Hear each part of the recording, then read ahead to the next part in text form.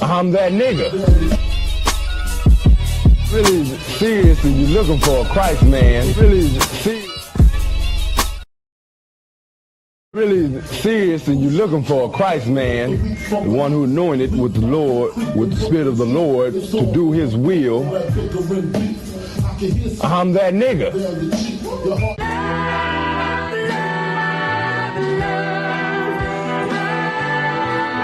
One West, 125th Street. Look, y'all put y'all faith in presidents like they gon' change this country. Run the league and let y'all play cause y'all gon' make them money. Fuck Obama, he ain't come here on cargo slave ship. What the fuck he do for blacks in his administration? I'm waiting, patient like a saint. Black, Hispanic, Native, they hate your ass the same. Paint Christ in they image, paint you as a slave. God ain't all love, scriptures say he hate. African soul niggas, they know we not the same. School to prison pipeline to get you off the streets. Put you in the cell toilet connected to the sink. Molested as a kid, she prostituted as a teen. The byproduct of Martin Luther King dream. They just took the yoke off, my nigga, we ain't free. We living bleak in these wastelands of poverty. If you don't know the truth, then the lies sound promising. Prophecy, gift and a curse. Dylan started killing, they was sitting in church. Black folk forgave him, man, this shit is absurd. You should never love your enemy, that shit ain't gon' work. Yeah, fuck dying on your knees, you better die in glory. Man, I joined the UPK, taught me the art of warring. I took a nigga life like mine to be recognized. I feel that pain every day, it can't be reconciled. Pops banging, my sister a prostitute. My brother got life, and somehow I still found the truth.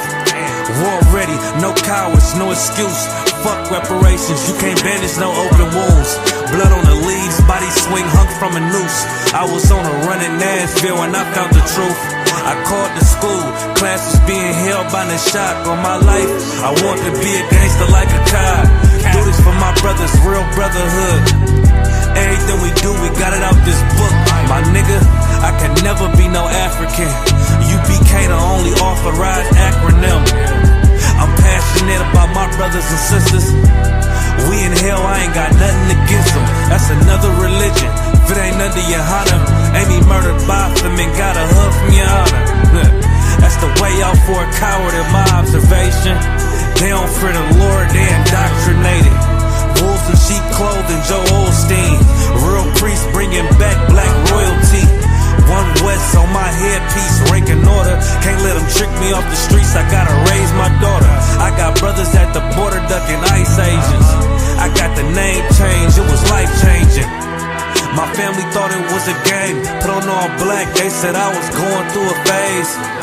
It's more of us in jail than it was slaves. Chose by the Lord, we could never be the same. Soon as they born, the wicked go astray. They left the truth, they wasn't with us anyway. Niggas weak, they just saying anything to be truthful. We don't want no cowards anyway. Look, coronavirus, that's a plague. You don't get too much sleep when you waking up the dead. First camp, I cut off all my dreads. I took an oath when that oil hit my head. Niggas capping like they lids. I'm a priest, I never stick no fork in no pig. I was dead till I found out how to live. This brotherhood taught me how to be a man. I came back to my roots, I had to dig. A couple gaps I had to bridge. I got a rib, I'm married to this work. You wanna serve the Lord, he ain't in the Christian church. Came back to my roots, I had to dig. A couple gaps I had to bridge. I got a rib, I'm married to this work. You wanna serve the Lord, he ain't in the Christian church.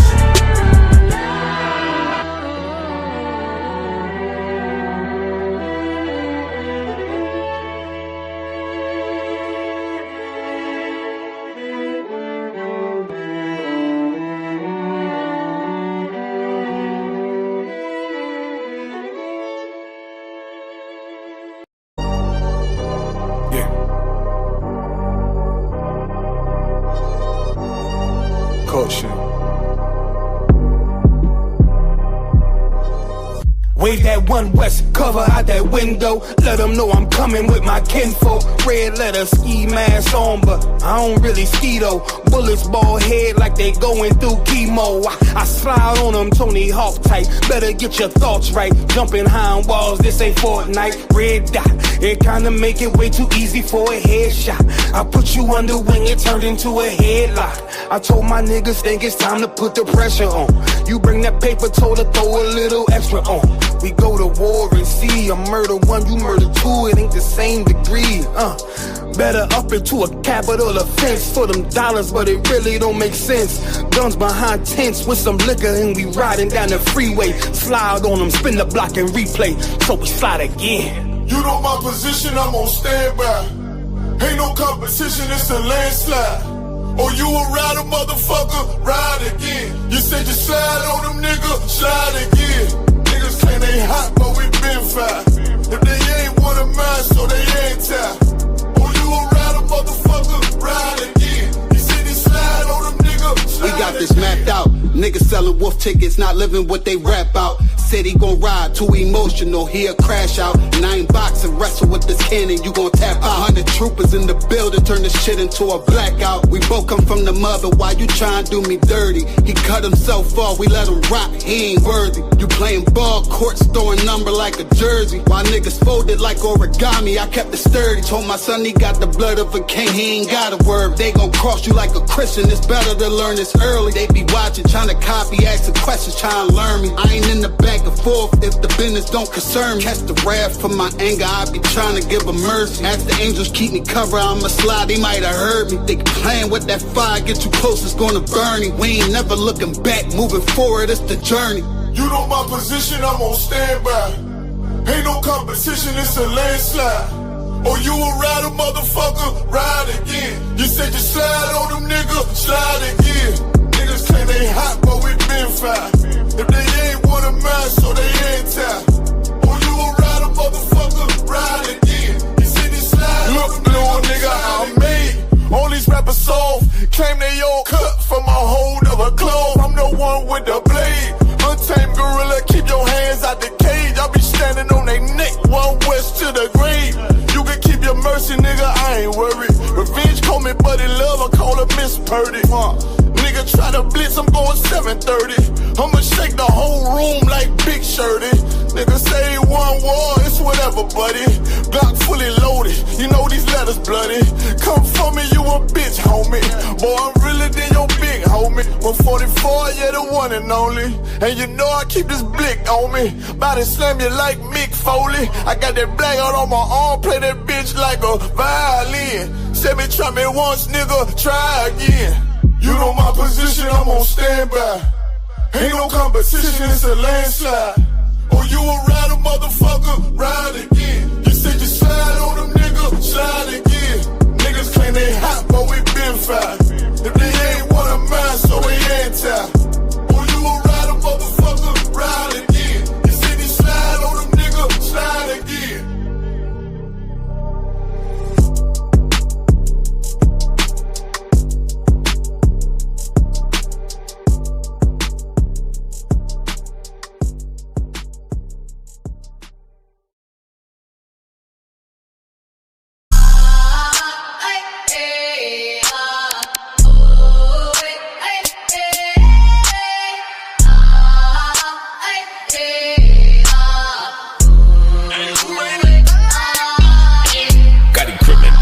Camp van.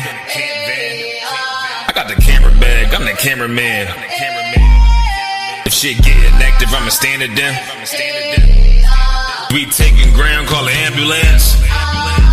That shit go right, left, right, left. If shit go left, you best get right, or you'll get left. You got that. If you got a problem, we'll handle it. Niggas acting hard, you better stand on it. We on every corner, we stamping it. You better give your life for this camp shit. We ain't playing around, there's no cowards, dog. If niggas charged up, you get powered off. Rude of speech, keep it raw. It ain't my fault that you niggas soft. It ain't my fault that these niggas frauds. Ain't my fault that them niggas rats. If your colors fly, you don't get that shit go. Left, right, left, right, left, right, left, right. If shit go left, you best get right, or you'll get left. You got that right. That shit go left, right, left, right, left, right, left, right. If shit go left, you best get right, or you'll get left. You got that right. That shit go. Wanna go to war, gotta hop into the van. Tryna cut the semen, something you don't understand. Getting checked from my betterment, better take it like a man. Nigga, how you walk away for camp? If you willing to die, you better be willing to stand. Take a trip around the world, see a bunch of corners held by them UPK niggas. All them UPK niggas go to camp. And I'm on Shamar here, hanging out the car. Wonder when I pull up straight to the battlefield. And I'ma make sure niggas make it back home. Say, nigga, what you thought? With anything moving, I be on. Gotta remind them, we never like them niggas that you saw. If you hear back up, that'll be your last time to get out the way. The price to pay before that shit go. Nah, for real though. Right.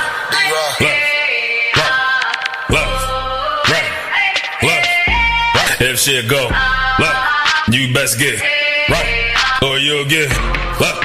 You got that right.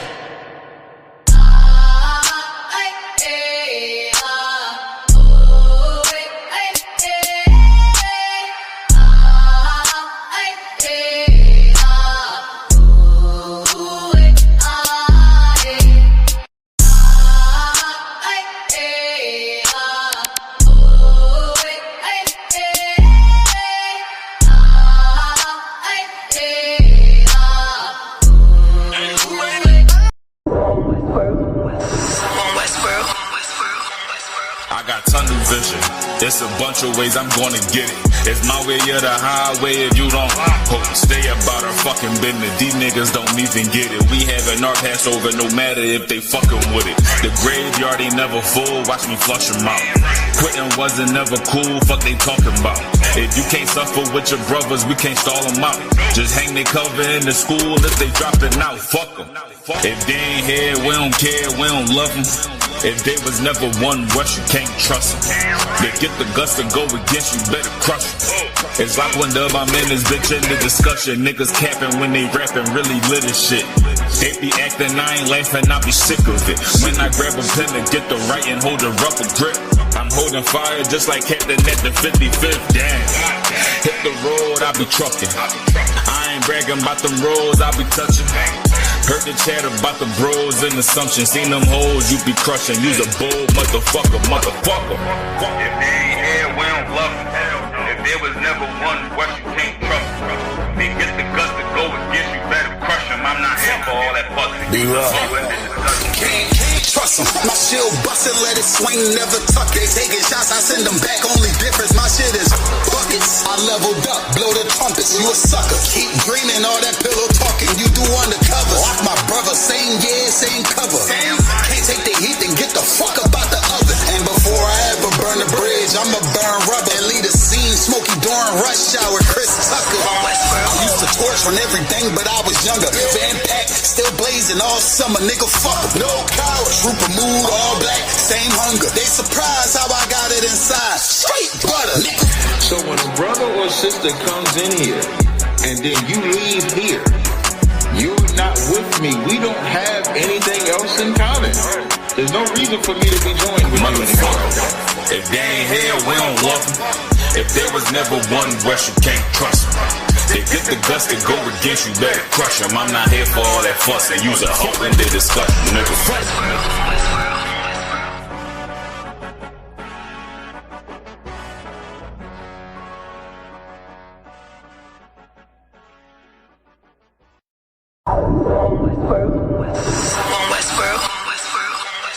I got tunnel vision. It's a bunch of ways I'm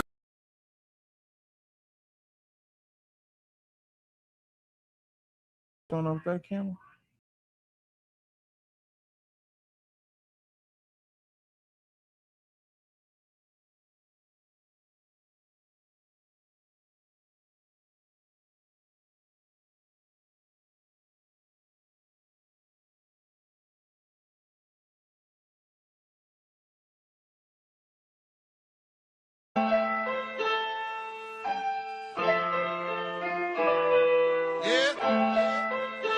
Yeah. Cut this out, build a beat up. My title rang bells, I'm quick to put up a fight. Your dark sayings ain't enough, no throwing shade, but they light. You know the shark by the fin, but know the strength by the bite. They talking all damn day, ain't got no dog in the fight. Dry bones in the valley, found the body in the alley. Tuck Balenciaga's too heavy, track it down and follow up a brief second. They want me down, they want me broke, they want me keep stressing. My man smoking on that dope, he said he sleep better. I'm trying to knock this lid off, I go through each level. There's no response ahead, now to make her feel special. You go against me, I push back cause I don't feel pressure. This ain't a gimmick, I'm about business. I'll get that. You can center that. A little borderline. Live. Yeah, we live. Clap it up. I'm gonna leave you alone. I ain't gonna bother you. But if we can center the camera a little bit, I would greatly appreciate it. At least the camera could get set up. You think that could get centered? Hey. Gee, no matter, bro. No, I would move the laptop out the way. You should have said something, man. You got what they call that tactical command. You know what that is? Yes, sir. Oh, okay. Yeah, utilize your tactical command hood. All right, let's clap it up for clap. What is that noise? The Rock, you got to turn that phone. You got to turn that down. Let's clap it up for class on the scripture breakdown. Can you tell? Yeah, get him to turn that thing down. Or, I am covering for Jenna Hyman for Thursday scripture breakdown class. I think we titled this "Charlie Kirk and His Token Officer Tatum." Black people were better off during Jim Crow. I saw Officer Tatum.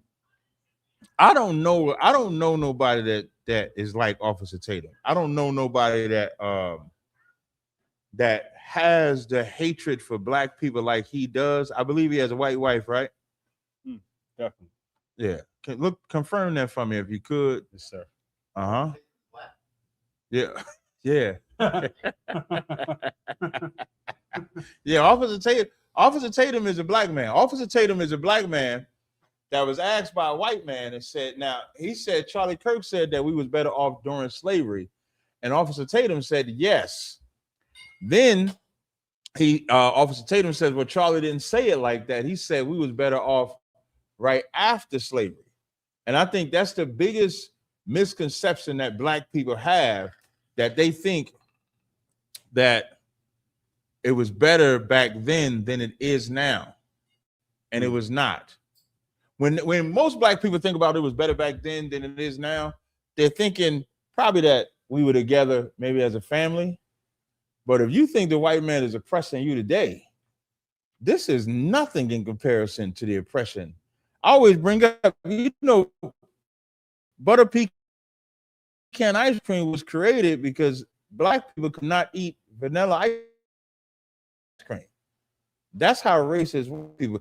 White people racist. They didn't even want black people eating vanilla ice cream. It was an offense.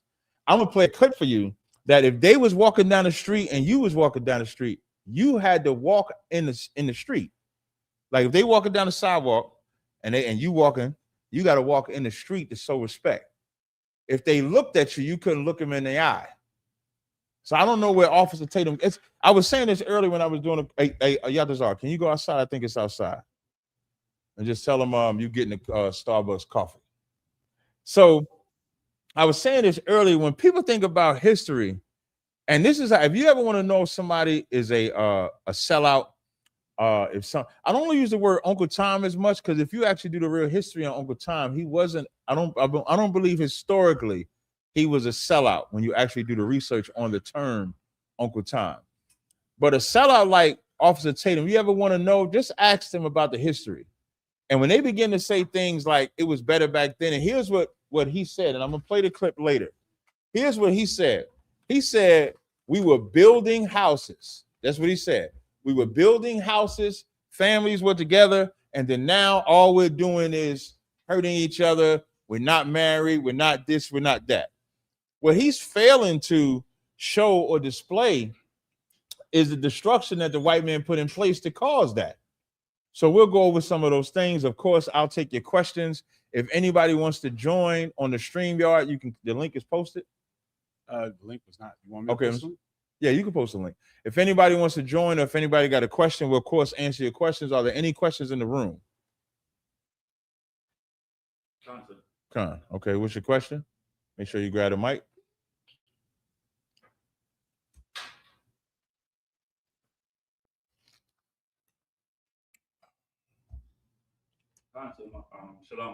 Hey, Shalom.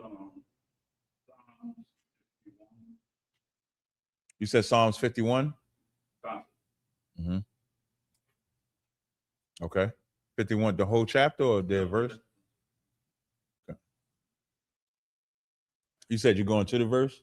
Yes, all right. 51 and 17. Okay. Read it. Psalms 51 and 17. The sacrifices of God. Mm-hmm. Sacrifices of God are a broken spirit. Mm-hmm. A broken and contrite. Now, do you know why? Do you know why this was like that? Do you know what Psalms the book of Psalms is about I'm sorry. Do you know what Psalms 51 is about entirely? Rock, you cannot come back up here, man. I gotta teach the class. Yeah, later. I answered that earlier. He just gonna bypass all that. He don't care about no rank, no nothing. He just come up here. Yeah, can I get some pizza? Can I get some pizza?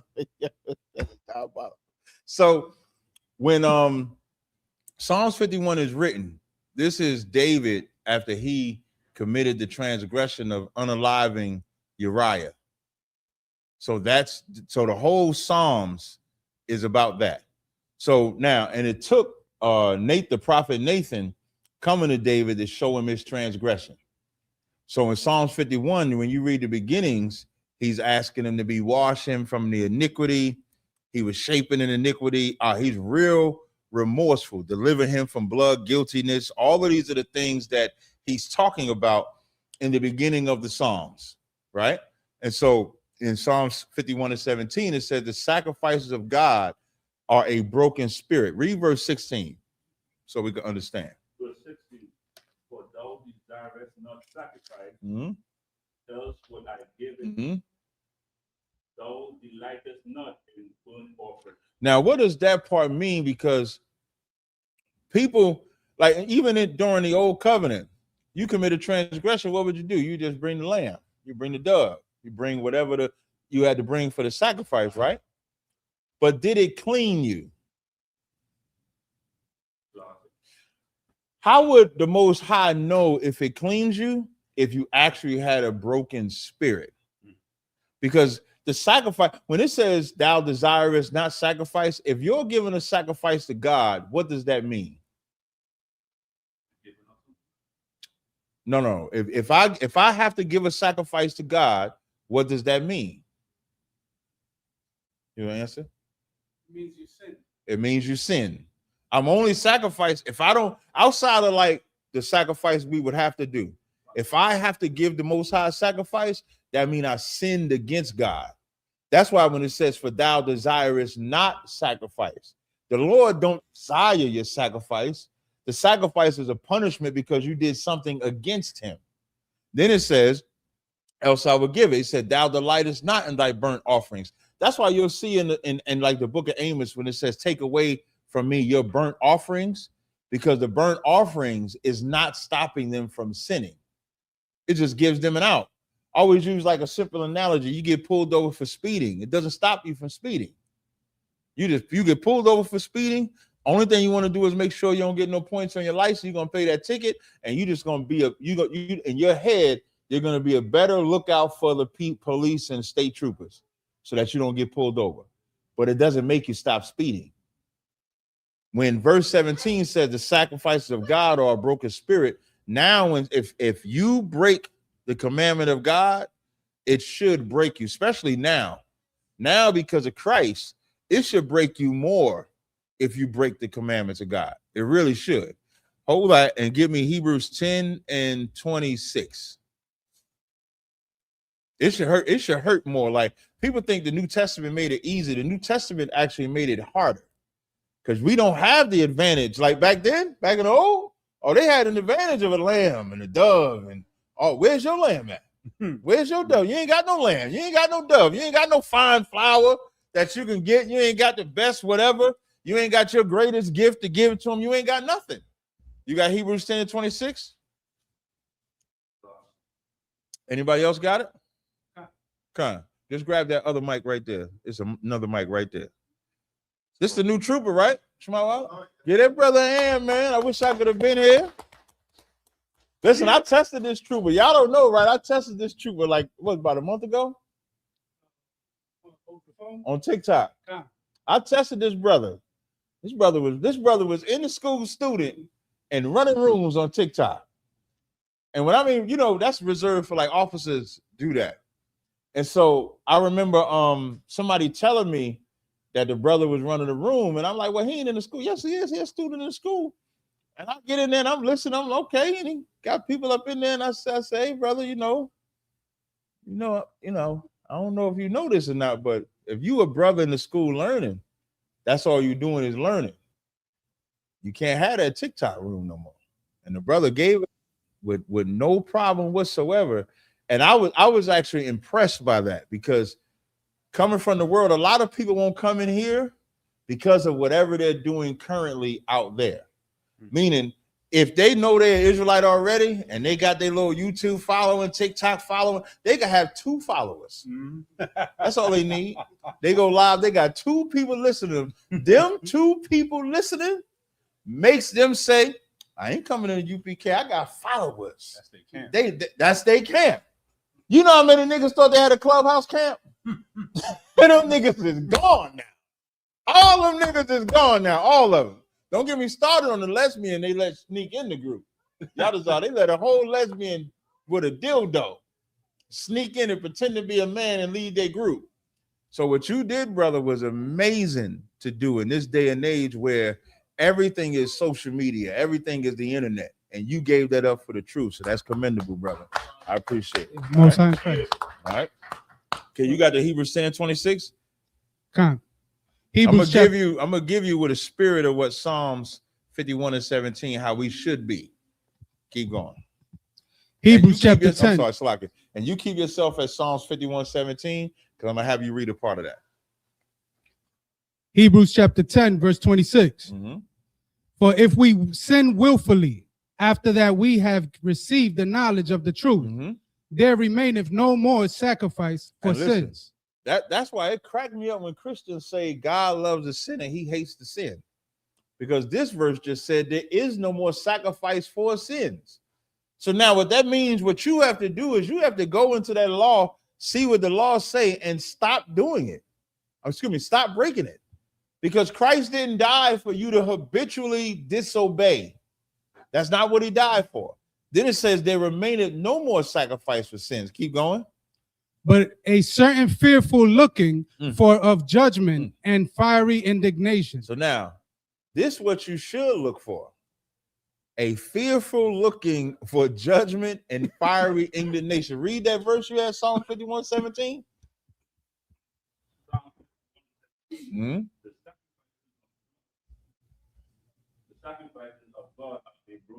That's how your spirit get broken.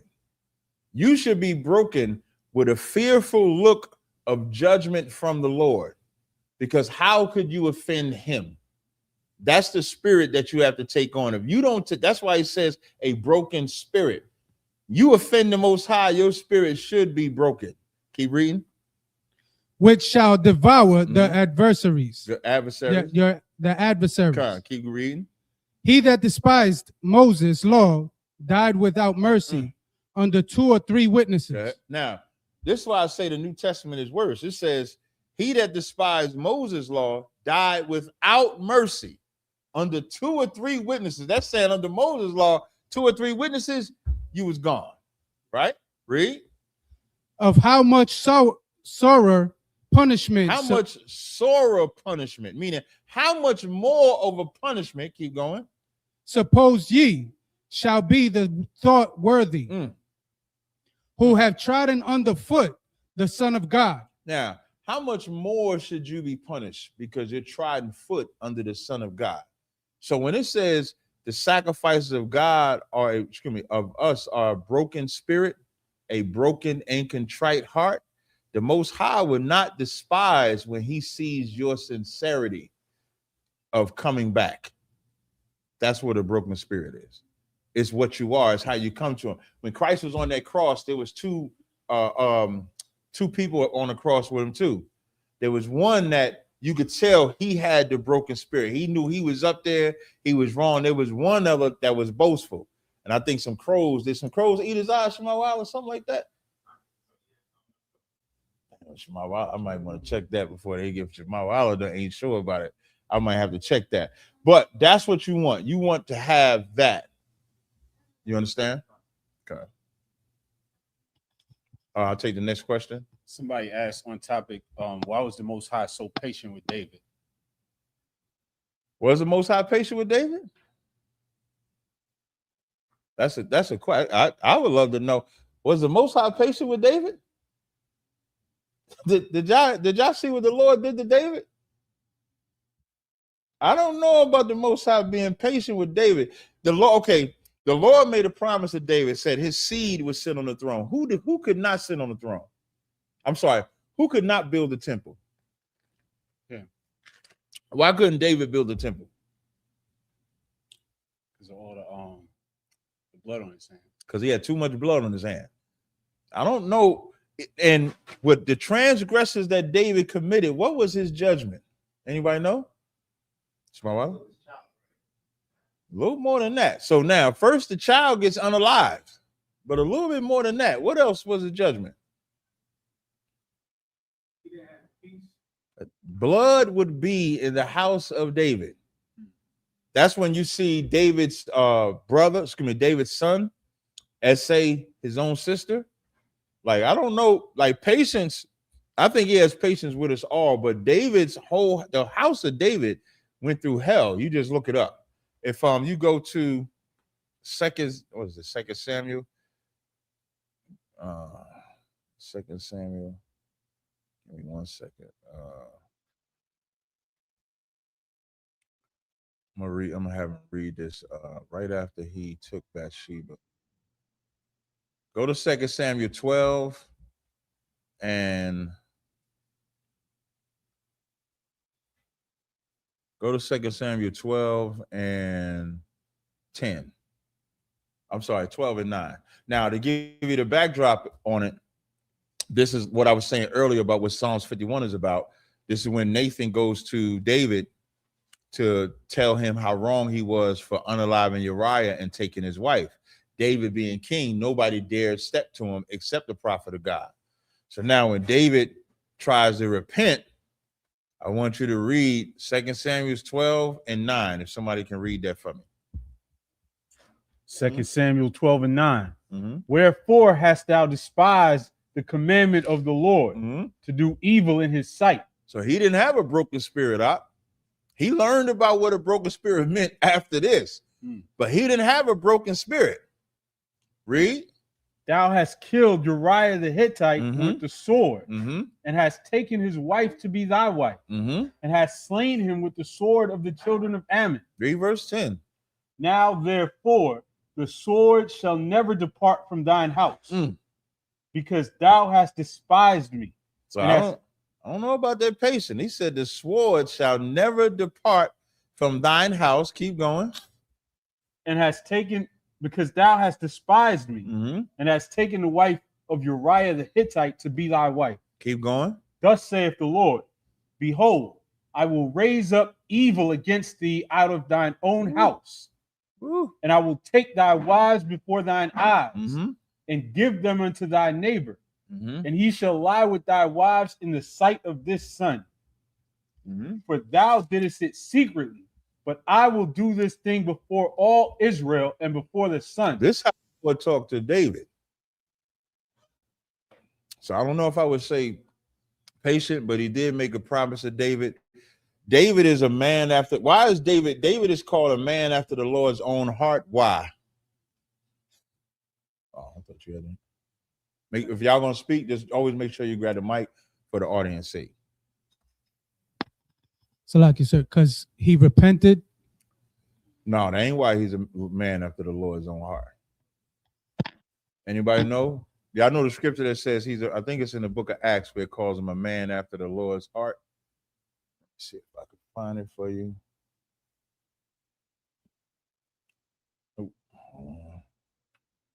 Nobody want to take a stab at it? So I don't know if y'all scared or not. You just got to know this. Good. You gonna answer? Good. Give it a shot. After he came back out with a broken spirit, he did everything that. No, y'all don't get stuck on this act, because this act is sin. That's like the Lord's heart is not adultery. So like, don't make the Lord's heart adultery. The Lord's heart is not adultery. When it says he's a man after the Lord's own heart, it's specific to something. I damn near should have given it to you by saying it's specific to something. Good. Because he didn't have fear when he went to slay Goliath. Oh. That's true. He didn't have fear when he went to slay Goliath, but that's not why when it says he's a man after the Lord's own heart, that's not why it says that. What is the Lord? Yatazar?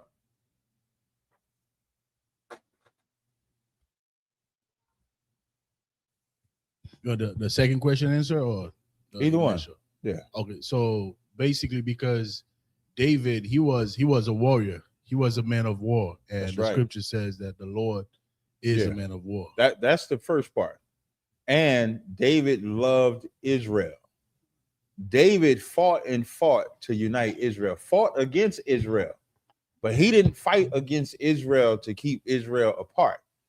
That's what people don't understand about us today. People think we fight against Israel. Talk about ISUPK. They swear we fight against Israel to keep us apart. And then they see all the nonsense that take place in Israel, and they wonder why we fighting against Israel. It's because those are all the bastard kids that just don't want to be united. David didn't want Benjamin, Judah, Ephraim, and all them divided. He wanted them together. God wanted them together. And under Saul, they wouldn't have been together. Under David, they were together. Israel was a united monarchy under David to Solomon until Solomon decided to sleep with white women. You understand? That's a man after the Most High's heart, being about warfare and being about this nation. That's ISUPK as well. All right. I'll take the next question. Sir, shout out to the new member, Pour la France. All right. And we got a question from Colleen. Before they in the room. They're right there. Almost high. Oh man. Top is like he don't play when he at. Top is like where did it come from before? Hey, shalom, sir. What's going on? Shalom on Christ, sir. Salakia. My question, I don't want to read it because it's like a long story. I just want if you could just kind of give like a summary or the breakdown of the brother. It's in 1 Kings 13. The brother goes to the king because of some idolatry. He prophesies to the king. The king orders him to get like arrested. His arm shrivels up. And then the king asks him to heal him. He prays, his arm gets healed. Then he asks him to stay to eat. He says, "No, I can't eat in this land. I was charged not to eat." He leaves, and an older prophet in the land hears about him. And then he goes to holler at him and invites him back to the house. He eats food with the older prophet. You forgetting one part about that. You're leaving out one important part about that with the old prophet. Okay. From what I mean, all I remember is the old prophet was like, "Come eat with me." And then the prophet told him, "I was told I can't eat here. I have to go." And the prophet says to him, "Well, the Lord told me to have you come back to the house." And then he goes with him. And then when he sits down to eat, the old prophet was like, he prophesied to him and was like, "You disobeyed the Lord. And the moment you leave out of here, you're going to die." Hey, grab 1 Kings 13. Somebody grab 1 Kings 13 and 18. There's a key part to that. And this story, what's your question on it? My question is you know, like in the school, we got the thing about following the last order, right? Right. I'm really trying to understand I guess the dynamic between one prophet and another, and like the authority, I guess. I'm about to show you the difference between this old prophet and us. You about to see it right now. Come on, Wakan, sir. 1 Kings 13 and 18. 1 Kings 13 and 18. He said unto him, "I am a prophet also, as thou art. And an angel spake unto me by the word of the Lord." Don't that sound glorious? This is the fake Israelites say, man, we all prophets, man. We all priests, man. We be out here teaching. The Lord set me up too. Listen, them Genesis niggas, the Lord set them up, didn't he? Set that nigga up for his wife to get the recording, right? But now, so it says the Lord sent me. Keep reading. And an angel spake unto me by the word of the Lord, saying, bring him back with thee into thine house, that he may eat bread and drink water. But he lied unto him. You hear that, Tabazar? Khan, sir. That prophet lied unto him. Now, would that prophet be an ISUPK? Sir. But that would be a Christian, a Muslim, some Israelite not in this school. You get an order from Captain Yatazak down there, and one of them come and say, hey, before you go do that, the Lord told me this message, and then you listen to him. That's the equivalent. Because in the school, like you said, you follow the last order. So let's say if I gave you an order to do, Yatazak comes and give you an order that is different than mine, what would you do? Khan, sir, I would tell Captain Yatazak, I would say Khan to do the order, but I would say Captain Dazariak told me to do this. But I would follow the order of Captain Yatazak. And what would Yatazak do after you told him I gave you an order? He would either say, do what Captain Dazariak said, or he'd say, no sweat, I'll deal with that. But more than likely, he would say, do what Captain Dazariak said. Dazariak said, yeah, Khan, sir. Because that's what we doing here. We don't supersede somebody. How many times have you been told something and they be like, well, General Hyman said this, or Captain Mashak said this, or Captain Goodall said this, and you be like, okay, Khan, go ahead and do the order. Because that's what we're doing here. In this instance, he was told to leave.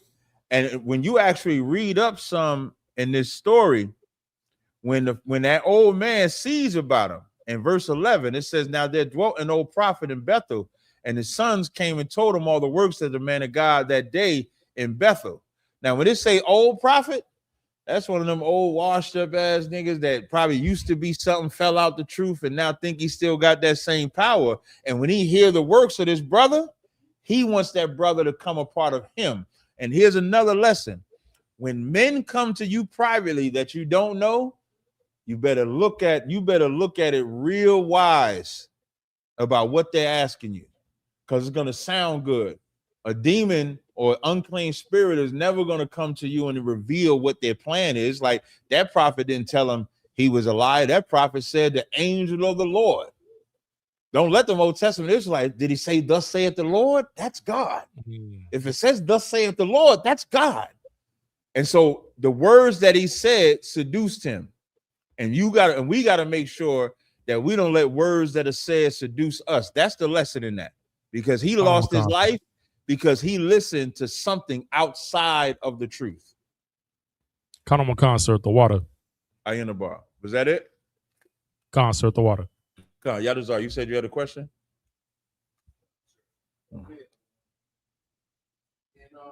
Genesis chapter 1, right? For my TikTok audience, we just read 1 Kings 13:11 and 1 Kings 13:18 to my TikTok audience. Yeah. In Genesis chapter 1, where it talks about the light being created, right? Verse 3, it said, and God said that there be light. Right. And there was light. Right. Now, the light, we teach that is the core of the earth. Correct. Right? Correct. Now, but in verse 4, it says, and God saw the light that it was good, and God divided the light from the darkness. And verse 5, it said, and God called the light day. So how could God call the light day? The light being the core of the earth. After he called that light day, right? Then he also say, read the whole verse 5. Genesis chapter 1, verse 5. And God called the light day, and the darkness he called night. And the evening and the morning were the first day. Damn, so that's 2 days. In one verse. Is that 24 hours? It's not a literal 24 hours. Right. So it's not so you don't want to look at it like none of this is for how we as humans are to interpret this. So when it talks about the earth, the light, which is the core, and then when he says God saw the light that it was good, and God divided the light from the darkness, that's the things separating. So when the elements would mesh together, the fire is what's allowing them to form. So when it says he called the light day and the darkness night, it's just time. It's not speaking in general terms of what we would look at as day and night, because how many days are there in a week? How many nights are there in a week? So, but if we say 7 days, do I have to include the night with that, or is it just one day? Because that's how relative the term is. He's just giving a marking point. This took place in this time. This took place in that time. The time of the light, he called that day. The time of the darkness, he called that night. That's why it says in the evening, in the morning was the first day. That was the work of that day or of that time frame. That's all it's saying. All right. No problem. Next question. Sir, we got a question in the chat.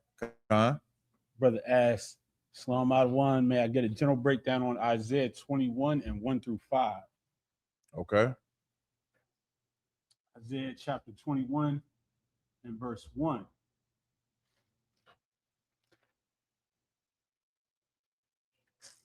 The burden of the desert of the sea, as whirlwinds in the south pass through, so it cometh from the desert, from a terrible land.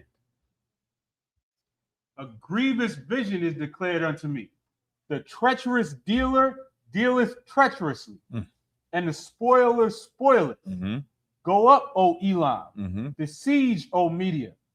All the sighing thereof have I made to cease.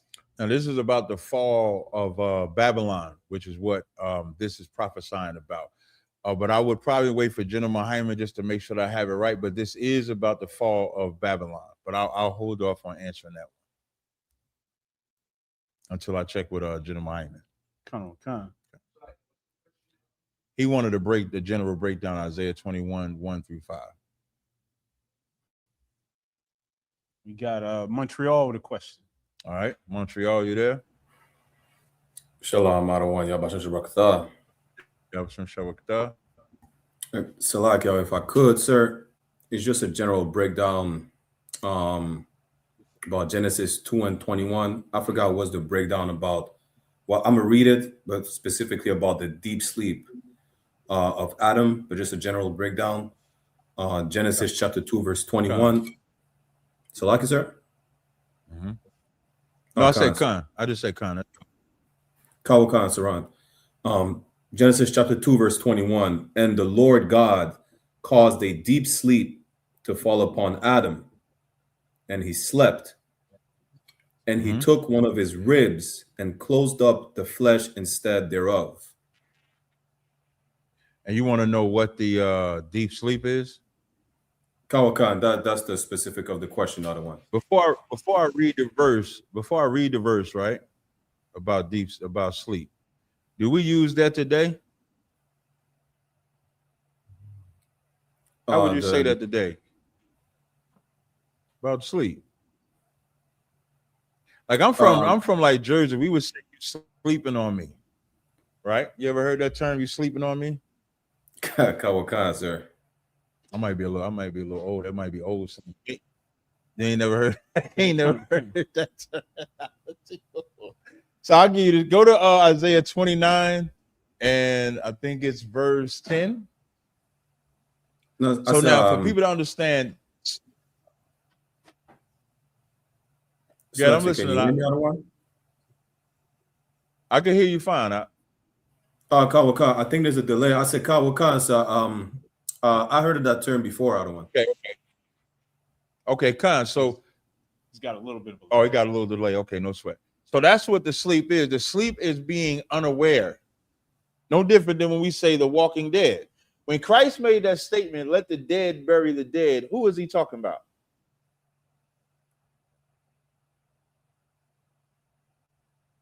So, like, sir, that's for you, Canada. That's for you. Kawakan, sir. When Christ said, "Let the dead bury the dead," it's about for lack of better words, like the people who are spiritually dead, like in Ezekiel 37. Thank you. That's absolutely correct. He's talking when Christ said, "Let the dead bury the dead." He's talking about those in the world can bury those that are not here, but I need you to work with me. So now he used the term that in a literal sense wouldn't make sense, but when you're spiritual, you'll understand that. So go to Isaiah 29 and 10. When you get that, I want you to read it. Kawakan, sir. The book of Isaiah, chapter 29, verse 10. For the Lord had poured out upon you the spirit of deep sleep,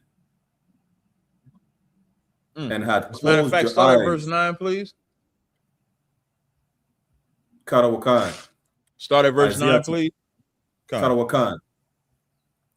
Isaiah chapter 29, verse 9. Stay yourselves and wonder. Cry ye out and cry. They are drunken, but not with wine. They stagger, but not with strong drink. So now the Lord is using a wine metaphor and a strong drink metaphor, saying they are drunk, but they're not drunken with wine nor strong drink. What they are drunken with, read verse 10. Karawakan. Isaiah chapter 29, verse 10. For the Lord had poured out upon you the spirit of deep sleep. That's right.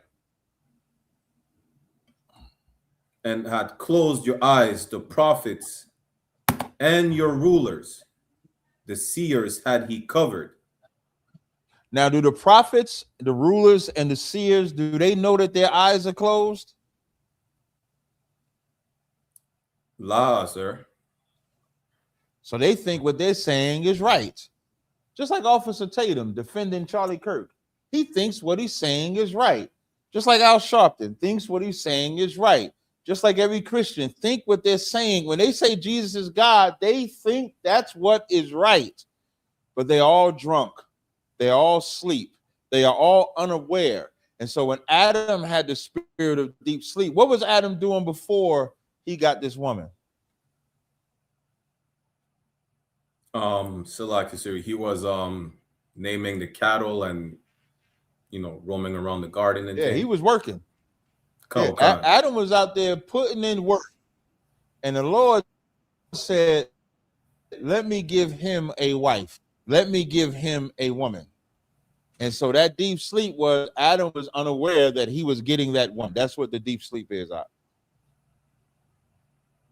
Kawakan, sir. You understand? If Kawakan, sir, if I could, I want. Can you also break down on the one Salakia, the second part about, and he took one of his ribs and closed up the flesh instead thereof? I'm glad you asked that question. The flesh is his family. When you go further, when Adam calls Eve his flesh and his bone, right? That's in verse 23. That's what we say to this day. That's my blood. That's my flesh. That's my family. I can show you that in the Bible. Go to Genesis 29. You're going to go to two scriptures. Go to Genesis 29 and 11 and 2 Samuel 5 and 1. Famous shout out to Famous Smoke on TikTok, but he said, that's my people. That's correct. Your flesh is all you can marry. This is the proof that you had to marry within your tribe even back then, or within your race even back then. It was never permitted to marry outside of your race. You got the verse? Kawakasa, this is the book of Genesis chapter 29 verse 11. And Jacob kissed Rachel and lifted up his voice and wept. Drop down to 14. Karawakan. Genesis chapter 29 verse 14. And Laban said unto him, Salakia, and Laban said to him, surely thou art my bone and my flesh. And he abode with him. Surely thou art my bone and my flesh. because Jacob was Laban's nephew. And Jacob's parents knew that the Lord closed up the flesh even after the flood. So they did not want Esau marrying out of their flesh. When Esau did it, they was disheartened. They made sure Jacob was sent to their flesh. So Jacob was sent to his uncle and married his cousins. That's what Jacob did. Now go to 2 Samuel 5:1. Khan. This is the book of 2 Samuel, chapter 5, verse 1. Then came all the tribes of Israel to David unto Hebron, and spake, saying, Behold, we are thy bone and thy flesh. We are what? We are thy bone and thy flesh. Yeah, that's all 12. It says all the tribes. So all 12 tribes of Israel said, we are thy bone and thy flesh. So Eve was Adam's family, or was Adam's tribe. Now it says closed up the flesh. When they closed up the flesh, what Adam knew is that getting with someone from his tribe, he learned that he's not to get nobody outside of his flesh, which is what we are supposed to do to this day. You understand? Karawakan, Thawada Saran. Hey, no sweat out. All right, I'll take the next question. Sir. Any questions y'all know if y'all got a question in the room, just raise your hand. All right. All right, go ahead. Come, sir. We got a question in the comments from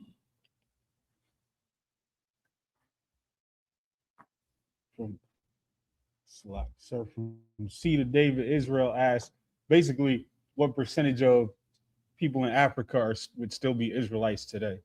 And why do y'all love Africa? There's a couple of Africa questions. Like, what is the obsession? And I sure know what he's doing, because he know I hate them Hamites, man. I saw a video. What's the brother down there in Atlanta? The brother down in Atlanta. Oh, what is his name? Now I can't. Maisha Allah. Let me see if I can find this video. This brother Maisha Allah put up a video on Facebook that was diabolical. Like he put. Let me see if I can find this video. And he said he talked about y'all want to be African. Let me see. Is this it? Let me see if this is the video. Bear with me 1 second. I want to see if I can. Jesus, I don't know if I can put these videos on YouTube. These Africans is eating every bit of the monkey. They licking the monkey, playing with the monkey. So what was this again? Like, why would y'all like? I don't know the percentage of kid percentages. That's the best I could tell you. Before you could ask me about, like, God don't even care about it. Like in Zephaniah 2:9, when it says the Ethiopians shall be slain with the swords, and Isaiah 45 and I think 13, it talks about the Egyptians and Ethiopians getting slain. I can't concern myself with the percentage of Africa like that. I don't have that type of time. I do know I'm not letting a cow piss on my face. I do know that. Hey, like what part of Africa is the nice part of Africans to be? Come on, bro. You can't come on the class, man. This ain't your show. I know you want to be a star. Good job, Shamar.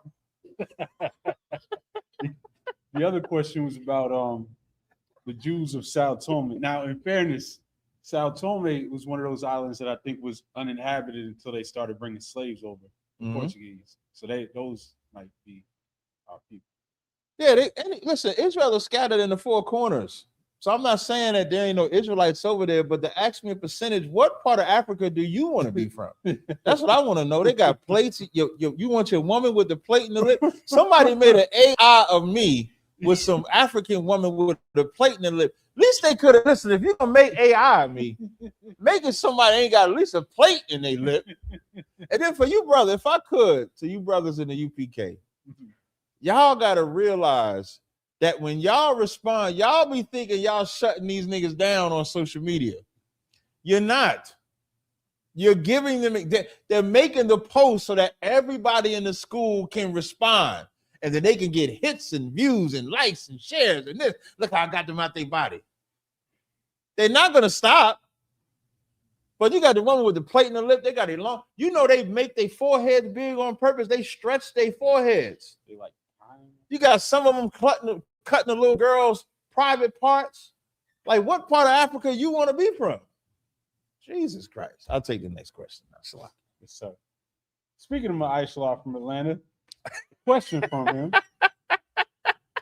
Salaki Cap, can you break down John 1:1? Christians use us for God in Christ. Shout out to Ma'aisha Allah, man. Listen, Ma'aisha Allah, that boy be everywhere. Sometimes he start trouble. Sometimes he, for the most part, he be good, but sometimes he'll be starting trouble, man. I be calling him. He like, Khan, I don't want concept. Stop. That boy be going on. Let's get John 1:1. Khan. John 1:1.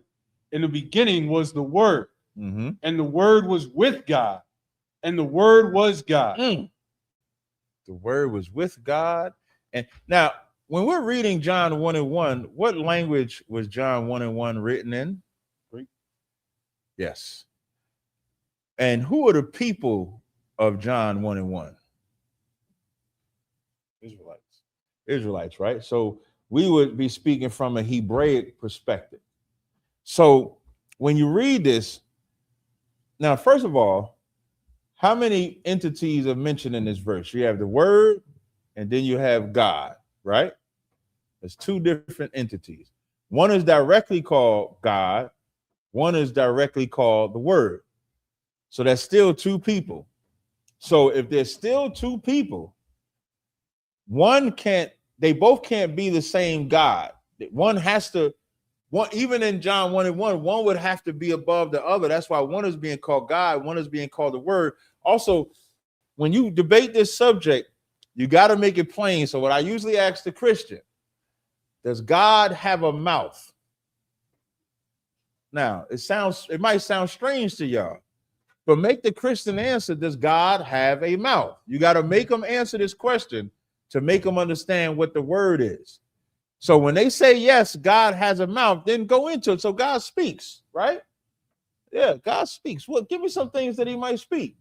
Let's say they name a commandment. Thou shalt have no other gods before me. Okay, so if God speaks, what does it mean when it say the word? I'm going to ask y'all, what does it mean to say the word?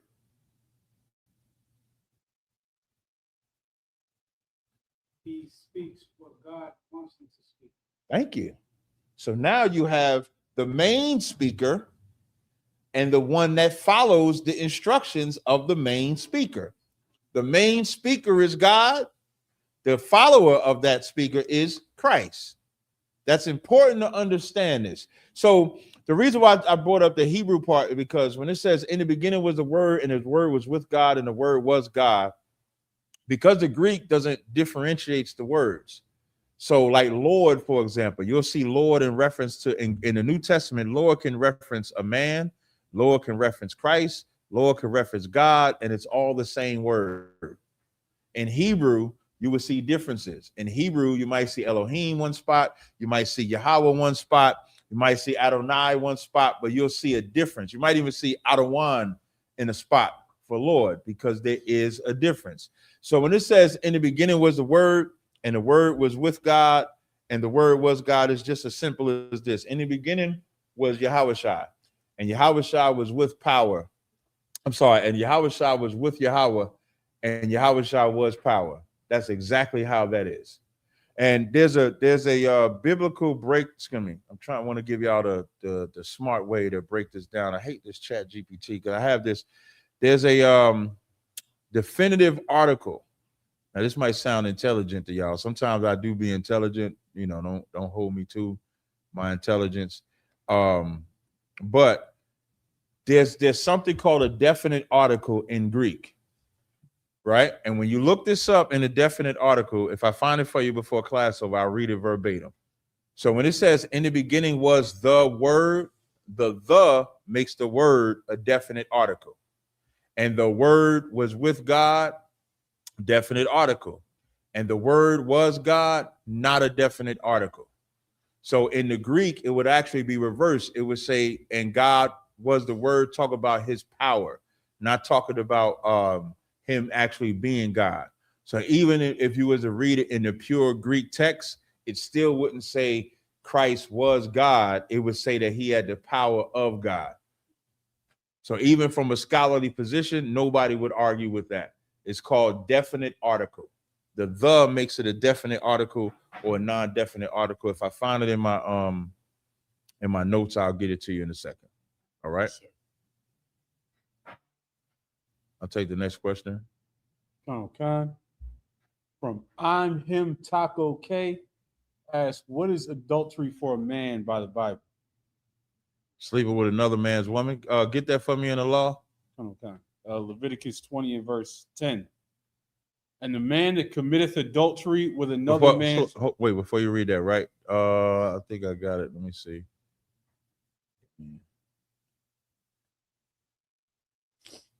Hold on one second.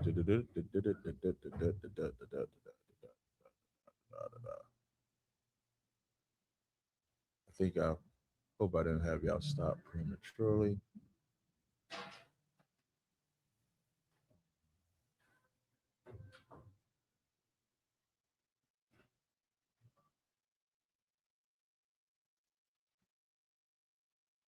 Okay, so I'm gonna read this for y'all so you can understand. I'm trying to get to the top of it. So this is John 1:1 in the Greek. In the breakdown, it says, in the beginning was the Word, and the Word was with the God, and God was the Word. The key issue is how the word God is used in each clause. In the beginning was the Word, no controversy here. The Word already exists at the beginning. That does not say the Word began in the beginning. The Word was with God. Greek, proton theon. So I could be smart sometimes. This clearly refers to the Father, shows distinction. The Word is not the same person as the God he is with. That's important. Then part 3, when it says kai theos an ho logos. I would hate to have to speak this shit. This Greek sound retarded sometimes. I'm sorry, I can't. I might get kicked off of TikTok now. But put some, what they say, you got to put F1s in the chat. They probably about to kick me all. So now it says, this is where everything hinges. Theos, God, has no definite article. Logos does have the article. This is not accidental. It says, what is John doing grammatically? In Greek. Now, just so y'all understand, I don't need all of this Greek translation that I'm doing. This is just when you break it down to someone that does respect that Greek like that, because what you also have to understand is that when they're writing this, they're not writing this for us to grammatically break it down.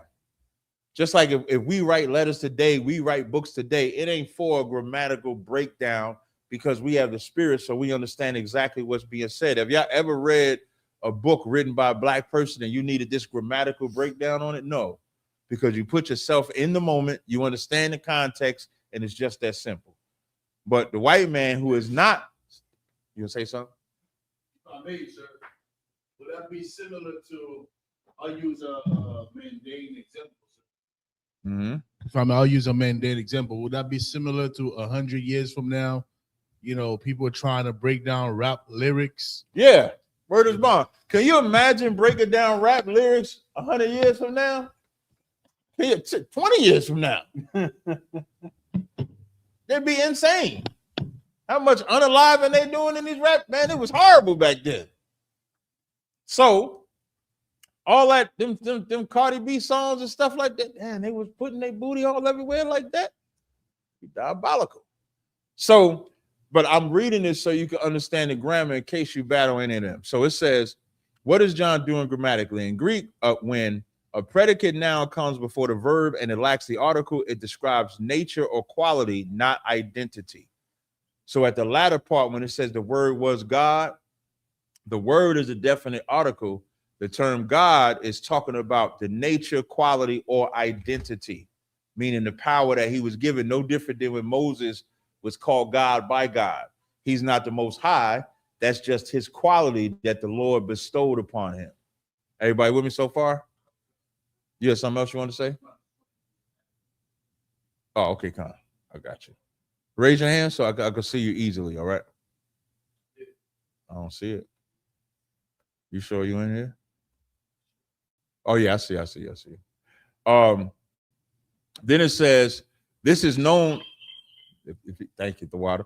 This is known as Caldwell's rule, recognized by Trinitarians and non-Trinitarian scholars alike. So John is not saying the word was the God that would collapse the Father and Son. John is saying the word was divine, of God's nature.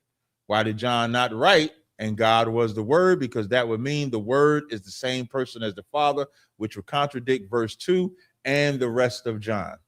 So that should break down to John. Yeah, I got good. I'll share it with you. I did a simple chat GPT search on it, but I'll share it to you. No sweat out. All right. I'll take the adultery one you was reading. Oh, come. Leviticus 20 and 10. And the man that committeth adultery with another man's wife. With what? With another man's wife. That's adultery. So yes, a man can have more than one woman, but a man cannot have another man's woman. That is what adultery is by that standard. To answer that question. Yes, sir. From Sahara, ask in Lamentations 4 and 7, the Nazarites are described as being ruddy. And in Genesis 25:25, Esau is described as being red. Since red and ruddy have the same root word, are Esau and Nazarites the same color? Was that a white person that asked that question? Ask them if they're Edomite. Let's see if Sahara answers. Yeah, ask if Sahara is a white woman. Ask her who her daddy is. That might be a white woman. Boy, some y'all kill me. Why do you think Genesis uses red for Esau, but in Lamentations it uses ruddy? Anybody know? It's the same root word. Sure. Because the word can have different meanings. Because words have different meanings. This is when you're either going to be, if I say, it's so simple to use. If I say I'm going out with my dogs tonight, it's the same word. If I say I'm walking my dogs in the morning, that's the same word. So why would I call an animal a dog and a human a dog? Why would I do that? Why wouldn't I just use a different word for humans that I use for animals? Because I don't have to.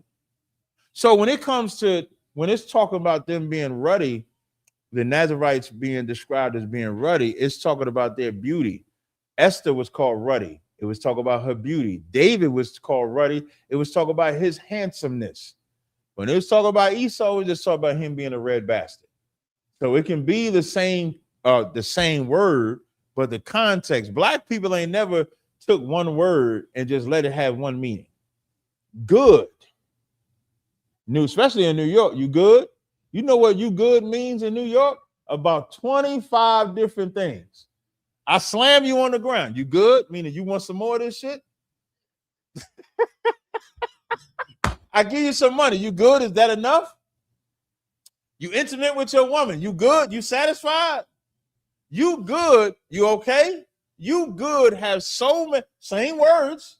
YOUGOOD. The same exact words, but multiple meanings, because that's what we are. We're not the white man that needs a word for everything. They need there and there.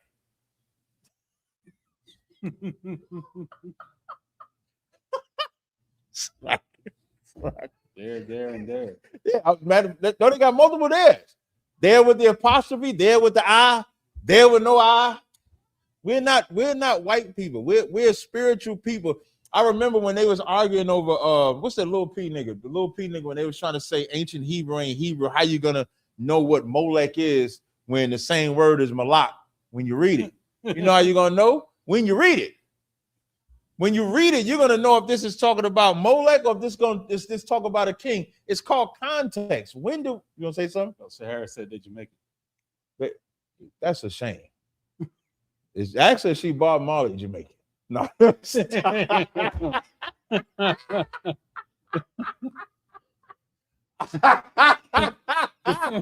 Somebody said what they call them coolies, right? You know they call them coolies? She might be one of them coolie Jamaicans, man. I don't know. I don't know. Somebody said I would have bet my car Sahara was an Edomite. Right, same word with bad. I don't know no word that has one meaning. So you know what a red cow is? You know what color that red cow is? It's brown. So what? So then, why did they describe Esau when he was born? Somebody blow my mind. That's right. Give him a hand. When Esau came out the womb, they had never seen nothing like this beast. Red and hairy all over like a garment. And he is a beast and a savage. Like in Genesis 3rd chapter, which says, "Thus shall he eat." That's what he was born as. That's why he has no problem calling himself a cave dweller. Y'all know them skull and bones? That's how they used to eat their food. They used to crack that skull, put that shit right in the skull, and eat right out of that. That's how nasty they are. All right, I'll take the next question. Yes, sir. Florida has a question. What's up, Florida? I'm saying, hey, Florida, I send a lot of work y'all way, Florida. Hey, shalom, y'all. What's going on, Cap?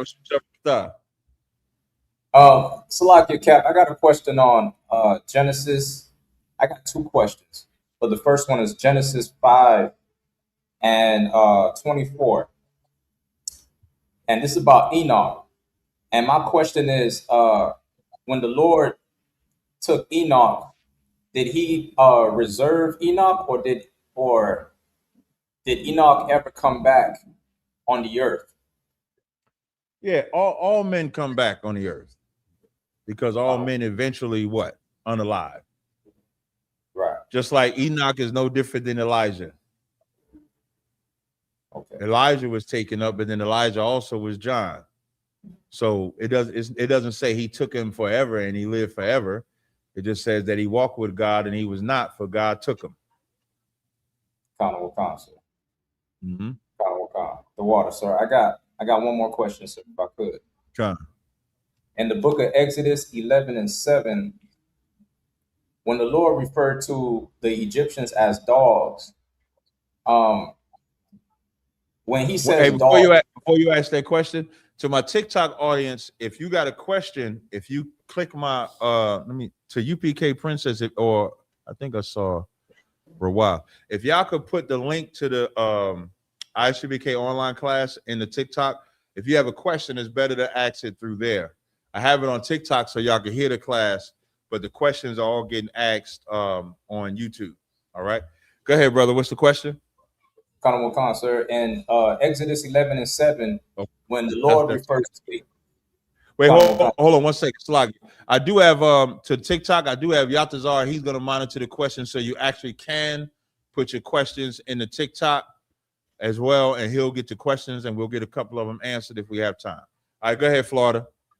Yes, sir. In Exodus 11 and 7, when he refers to the Egyptians as dogs, is it the same dogs he's referring to in Revelation 22 and 15 as like, is he saying that the heathens are dogs, as if they don't have like they act within their base nature, they're like lawless creatures? Yeah. Is that like this? Okay. Yeah, that's exactly. A dog will eat his own vomit. Dog doesn't have roots. You would have to train a dog. Without training a dog is just like every other animal. Sir. The water, sir. That's all I got, sir. All right, no sweat. Next question. Sir, shout out to Gadol Heart's perspective. Shalom, sir. Is there a scripture on how some women weaponize their children against the father? Hell yeah. Go to if I had to go to one set of scriptures, I would go to the book of Job. There's a couple of scriptures you can go to. I would go to Job. Before I go to Job, go to Lamentations 4. No. To make it simpler, if you was teaching this on the street, Deuteronomy 28 and what is it, 56? Let me see if it's either 56 or 54. Yeah, 56. Deuteronomy 28 and 56 is the simplest one. Can you read that, Ashabi? And the reason why this is the simplest one, is because this speaks directly to what you're saying. Read that one. Deuteronomy 28 and 56. The tender and delicate woman among you, which would not adventure to set the sole of her foot upon the ground for delicateness and tenderness, her eye shall be evil toward the husband of her bosom. Now, you want to start there, because when they say husband of the bosom is where the children come from. That's the point. When it's and then what I always like to bring out too. Hold on one second. When I like to bring this one out because it says read that beginning part, the tender and delicate woman. The tender and delicate woman among you. So if you ain't treated tender and delicate, that's your fault. Because that's how you used to get treated. You used to get treated. And keep reading. Which would not adventure to set the sole of her foot upon the ground for delicateness and that's how tender them toes was. Wouldn't even touch the ground for tenderness and delicateness. Go ahead. Go ahead. Look, oh, he jumped up with the toe. No.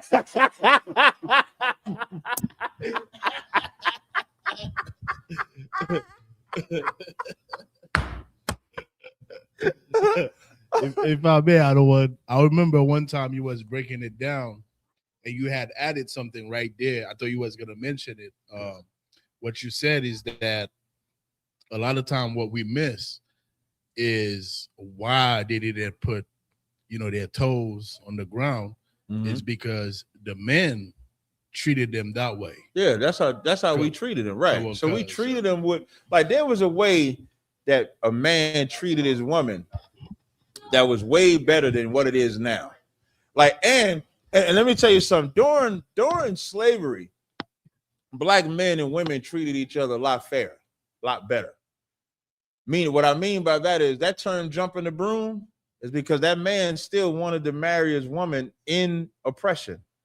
So much so that they didn't want the slave master to know, because of course, if they know you married, they're either dividing, sleeping with her so that they can defile her to make the husband even more mad. So they would have the jump in the broom to even have that ceremony of marriage, which is how diabolical it is to tell me that slavery or post-slavery was better than it is now, because you can actually marry your woman, even by Esau standards, you can actually marry your woman, whereas back then you could not publicly marry your woman, but they still wanted to do it because that's how we would treat that woman.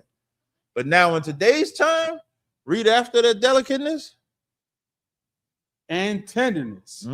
Her eye shall be evil towards the husband of her bosom. I said this in a class I said this, I think, on TikTok the other day. Almost every woman is suspicious of their man, even if she's the only one. This ain't got, and for you fellas that have more than one woman, your woman, excuse me, it ain't even about having more than one woman. A woman just has to fight the temptation of just always being suspicious. It's almost in her innate nature. And we all have that. Like if I was talking about men, this is another thing you have to do. Whenever you talk about women will accept it if you occasionally throw some shit or some dirt on men at the same time, because women can't handle them hearing, well, I gotta get the check, and men niggas do some shit too. They gotta hear something like that. But we ain't talk about men today. The question is about women. And women have to fight that base nature of suspicion. I told that TikToker, I said, I expect all my women to be suspicious of me. I expect it. It just comes with the territory. As long as they don't trust another man over me, I'm fine. That's damn near where you have to go with it, because that's how evil her eye can be towards you. And that's what this place can be. That's what disobedience to the Most High can be. It'll make you suspicious even of the man that you opened your legs to. Like, just think about that. To Gadar Hall's question, it says they weaponize their children against their father. In order for her to have children by him, she had to open her legs to him. So she wasn't suspicious about him enough to stop him from having sex with her. But now she is suspicious with him after having children, after nurturing 9 months, and now if they break up, whatever it may be, now she has that against him.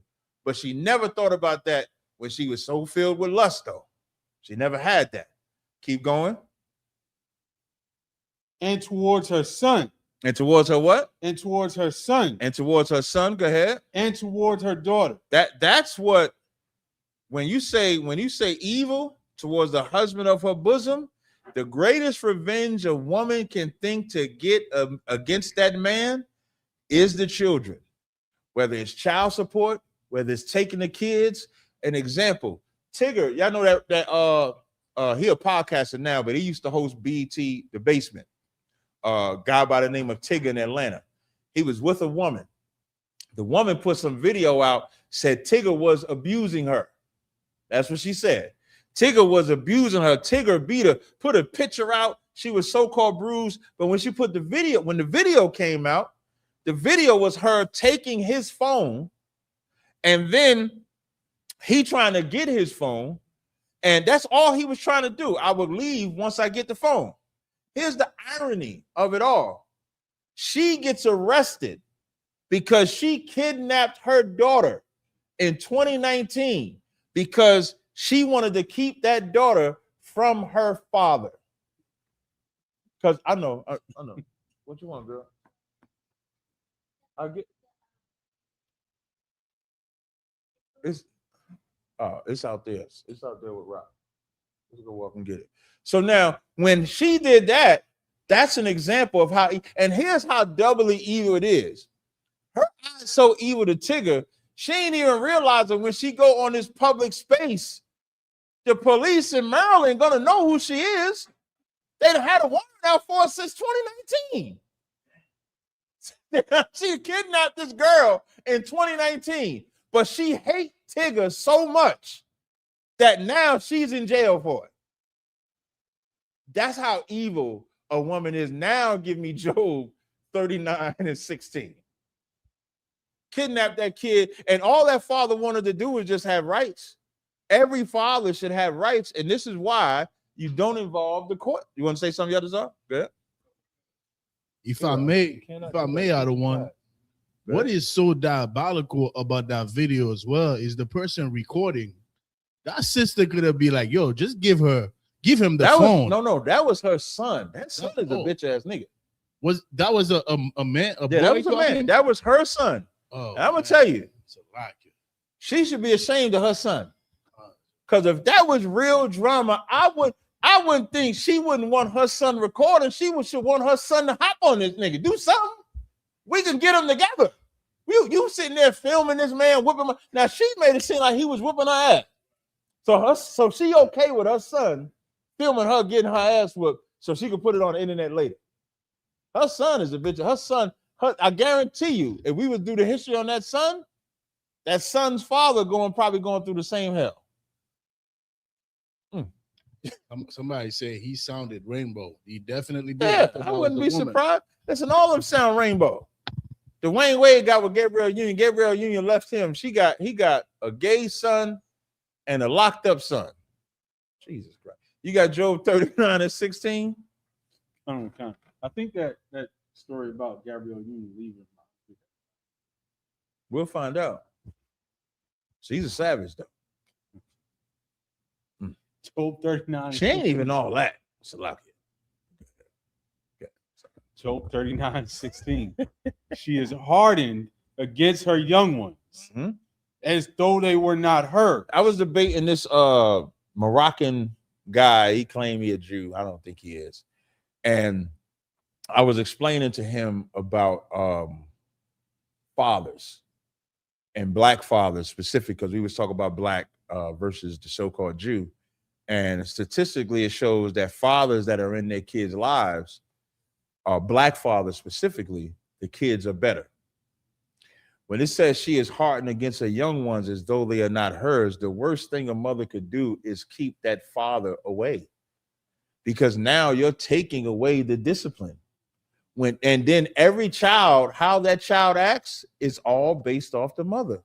And women are emotional, and men and women are both emotional. When we say women are emotional, it's because their emotion is not our emotion. Their discipline is not our discipline. They're supposed to be vulnerable. I had to tell a sister today, I'm not vulnerable.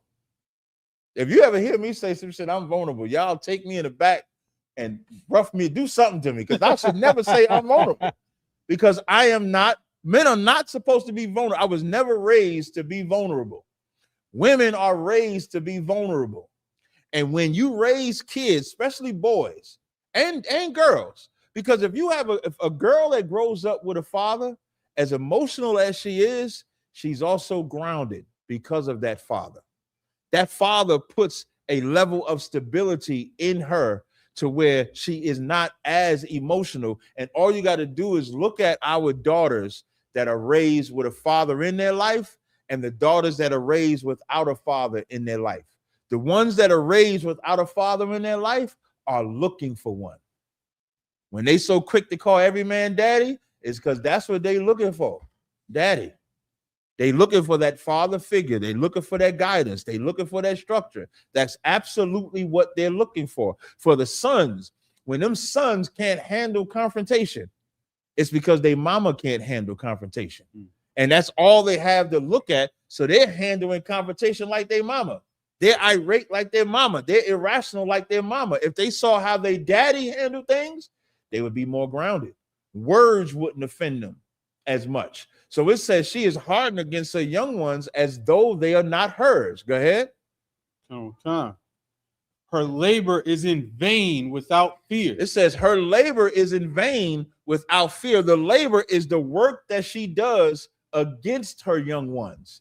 And when it says in vain without fear, she don't have no fear that she's messing up her daughter's life, her children's life, causing strife to that man. You know how many fathers would say, I didn't get to speak to my kids till they was 18, till they was 19, till they was 20. I play this story probably like once every 8 or 9 months of this brother that had to take a lie detector test because he was accused of touching his daughters. And even though when the lie detector test came back, now the man is sitting in front of the baby mama. His daughters is behind him. This is how psychological it is. The daughters knew back then that the father didn't touch him, but they were so afraid of their mama, they said that the father touched him. So now he can't see the kids. So the father take the lie detector test and pass. You know what that mother said? Why didn't you fight harder? Because that's how hard and cruel a woman can be against the father of her kids. Read verse 18. I'm sorry, read verse. I can't get past verse 17. Read that. Because God has deprived her of wisdom. Yeah, listen, your wisdom comes from your groundness. And that's when we talk about generational curses, broken homes is an example of that. You want to make sure, like when we come, a lot of us come into the truth from broken homes. The whole point of being born again, even when we say you got brothers and sisters in the truth, we got father, like all the generals is my fathers. I've said it all the time. General Haas was my first father. General Mayak was my second. Before I met Commander Jenny Hanna, General Haas was my first father. Then General Mayak, then General Mahayman, then Commander Jenny Hanna came after that. Those are my fathers in order, right? Now, when you come into the truth, the reason why you're saying that is because you're trying to get rid of the generational curse. But when you're in the world, when it says God deprived you of your wisdom, you women don't have wisdom unless that man or a priest gives you that wisdom. No difference than I didn't have wisdom until the priests or the generals or the captains gave me that wisdom. God deprived you of wisdom because you harden yourself against your young ones. You cannot be cruel to your kids by keeping them from that father and then expect God to be with you. It does not work like that. The minute you do that, God is not with you. He deprived you of wisdom. Keep going. Neither hath he imparted to her understanding. Because what God you think would say, yeah, I want you to keep them from the kids? What God would make you say that? What God would say, keep the father away from them? This father is in their life trying to raise them, and whether you're together or not shouldn't have no bearing on the kids. You ever notice you don't see of many fathers hating on mothers, stopping mothers from seeing their kids? You don't see that. You don't even see a lot of fathers. You know what most fathers go through? Most fathers accept the abuse even in front of their kids. And that's the worst thing. I'm going to tell you, fathers, that's the worst thing you can do.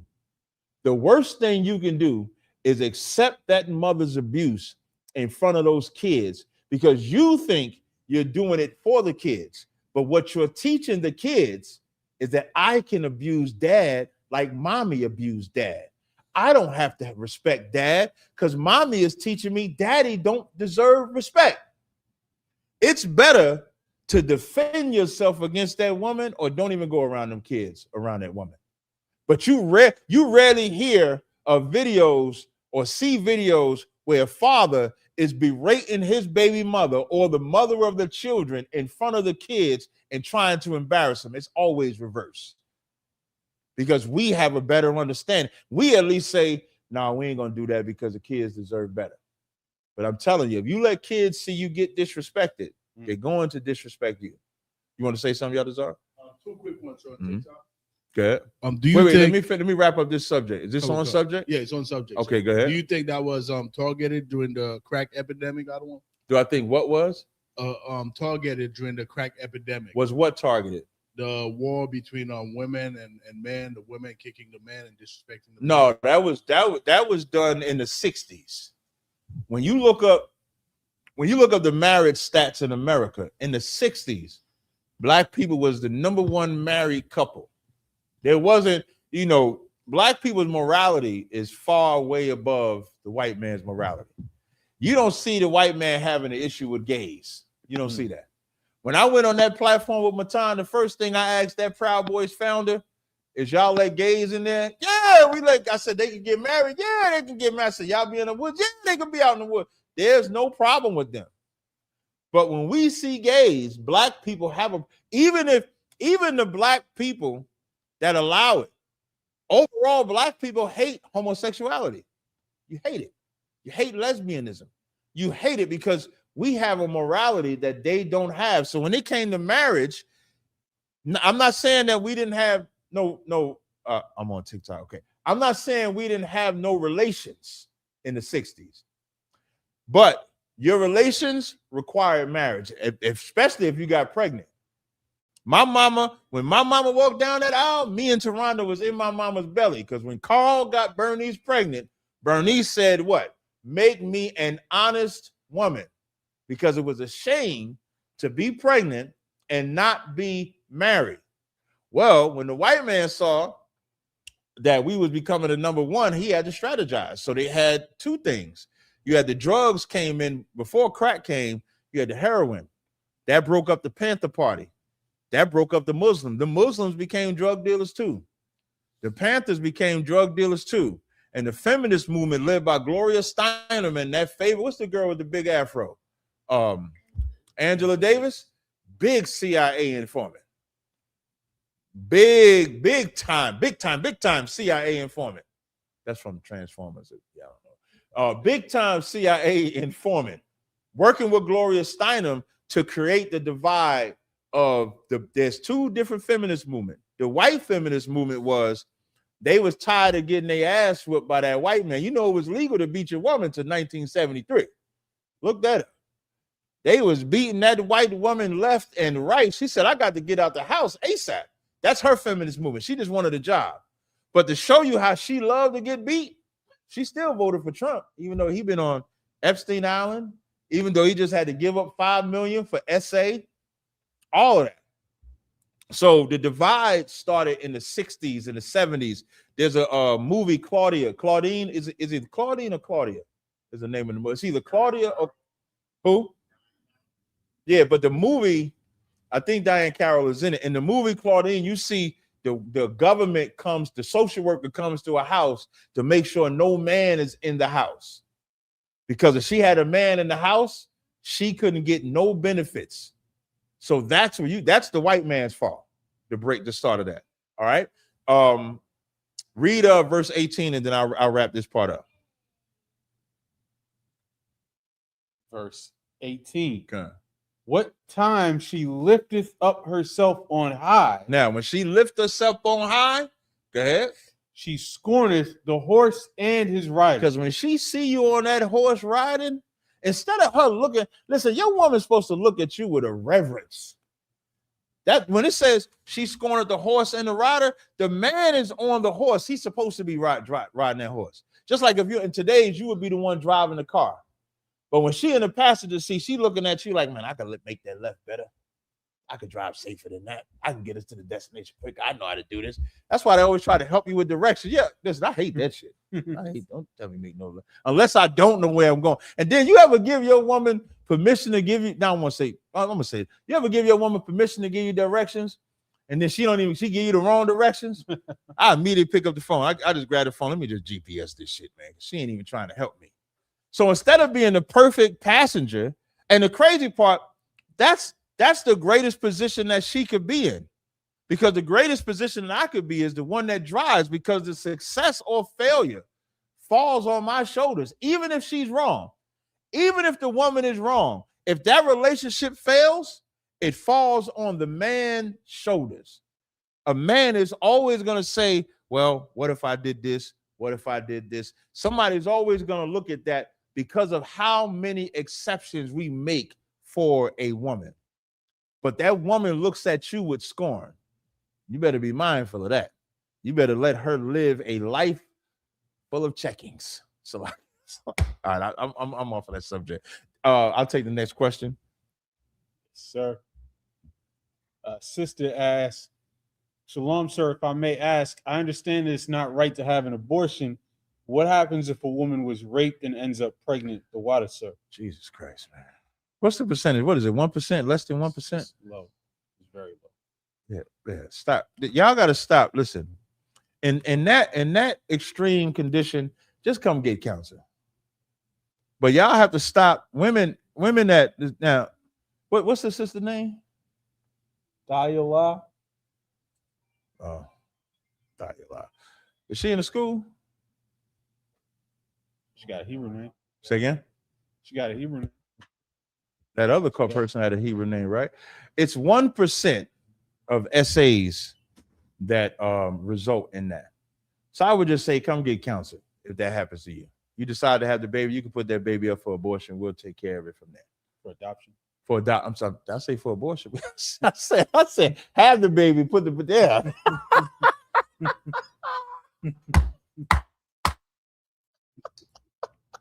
You can have the baby. We'll take the baby. Don't unalive the baby. Come get the baby. Come give the baby to us. And we've done that. What's the sister? What's the brother? It's a family in Houston. Y'all know I love Houston since 20. When did I start working at Partners Pharmacy? 2017, I started working at this company called Partners Pharmacy. And at the same time, Yadi and Gabawarner was having class in the garage in Houston. And because they have facilities in Houston, I used to travel down to Houston probably like every 2 months, every 3 months. That's why I love Houston so much. It has nothing to do with a woman. It has to do with, like, I fell in love with Houston because I saw them grow. And there's a brother, I gotta see if I can't remember. I'm mad I can't remember his name. The Gadite brother down in Houston. Yeah. He always say, yeah. What's his name? Yeah. Go. See, I'm glad I ain't the only one. I'm glad I ain't the only one that, yeah. I'm glad I ain't the only one. I love that brother though. Yeah. So they actually adopted a child. So just give the kid to us if you don't want to have a Shawnapash, the water. A Shawnapash and his wife had adopted the child before. So just give him to us. That's all. All right. Next question. Sir. They're asking if Godfrey the comedian, is he a Hamite or who? Brother? You know, the comedian Godfrey. I don't know what Godfrey is. I've never talked to him enough to know what he is. I've never talked to him at all. I don't want to say enough. I've never talked to him at all. Yeah. Are you pure Hamite? Oh, okay. He's a pure Hamite. He could be funny though, but he's a pure Hamite. You had a question, Yatazar? Just a quick one, sir. A sister asked, the brother asks, how do I find guidance becoming a better woman, a better daughter of the Most High? And she is in New Mexico, sir. Well, I want to applaud her first for saying a better woman instead of a better wife, because that's what you have to be. You cannot be a better wife until you're a better woman. And the book of Titus is probably the simplest place to understand that. You're going to have to get around other women that have this in them. Read Titus 2 and 3. You're going to have to be around other women like this. Read Titus 2 and 3. Titus 2 and 3. The aged women likewise, that they be in behavior as becometh holiness. Go ahead. Holiness means separate. So what are you going to separate from? You're going to separate from your old self and those from the world, which is a hard thing to do. It's a hard thing to do if you love the world. That's why 1 John 2 and 15 says, love not the world, neither the things in the world. Keep going. Not false accusers. Can't be a liar. Go ahead. Not given to much wine. Can't be a drunkard. Go ahead. Teachers of good things. And teachers of good things, which goes back to the commandments first. Keep going. That they may teach the young women to be sober. Sober meaning clear-minded. That when you see sober in the scriptures, it's not talking about drinking. It's talking about being clear and having your wits about you. Keep going. To love their husbands. To love their children. Keep going. To be discreet. To be what? Discreet. Keep your mouth shut. Like everything does not have to be on the internet. Right. If you at the stage in your life, especially if you over 30, if you over, well, I think if you're in the teenagers and 20-year-olds, you still young and dumb. I can't really fault you because you're young. But when you start getting in your 30s and 40s and everything you do got to be on the internet, got to be seen, you should think about that. Because to be discreet, nobody should know about you, which is hard to understand in 2026. Now I'm older.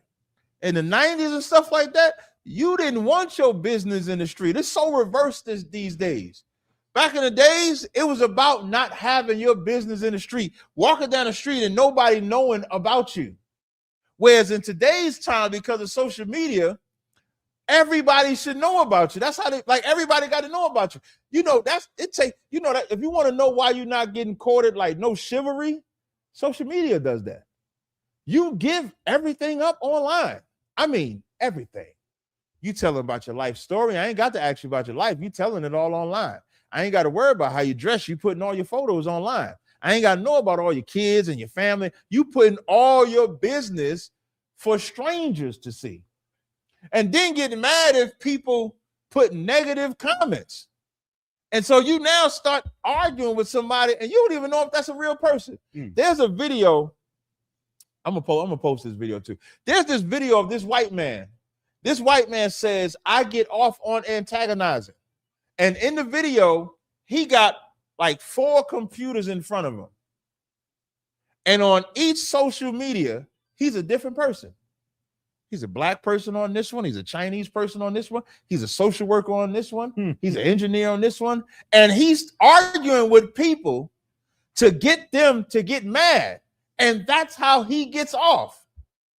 So now you arguing with somebody, you don't even know if that's a real person. Even getting love, them hearts and them likes, you posting to see if let me see if I get 20 people to like my heart it, 500 people to heart it. But to be discreet, read after discreet. Chaste. Keepers at home. That's what you need. You want to be a good woman. Be discreet, chaste, and a keeper at home. Have your house in order. Right. Have your priorities in order. Keep going. Good. Obedient to their own husbands. Woo. Obedient. I love that word, obedient. Let me tell you, I made an oil called Obedience. It do not sell to the ladies.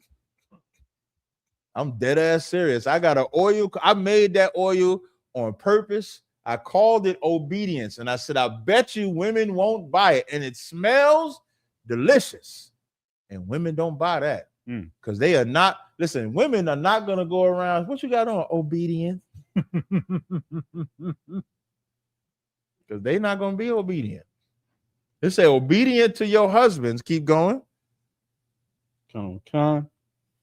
that the word of God be not blasphemed. That's how you be a good woman.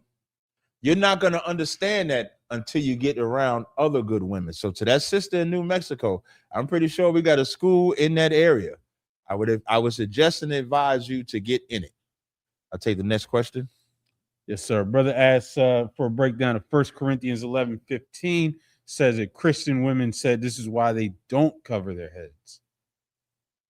What? Go ahead. 1 Corinthians 11:15. But if a woman have long hair, it is a glory to her, for her hair is given her for a covering. Read verse 14. Doth not even nature itself teach you that if a man have long hair, it is a shame unto him? Is it what? A shame unto him? What is long hair to a man? Like extreme. Who? Like too long. You got long hair? You got like the biggest afro in the nation. Is that long hair? No. Right? You Ephraim, right? Okay. That's probably short in Ephraim.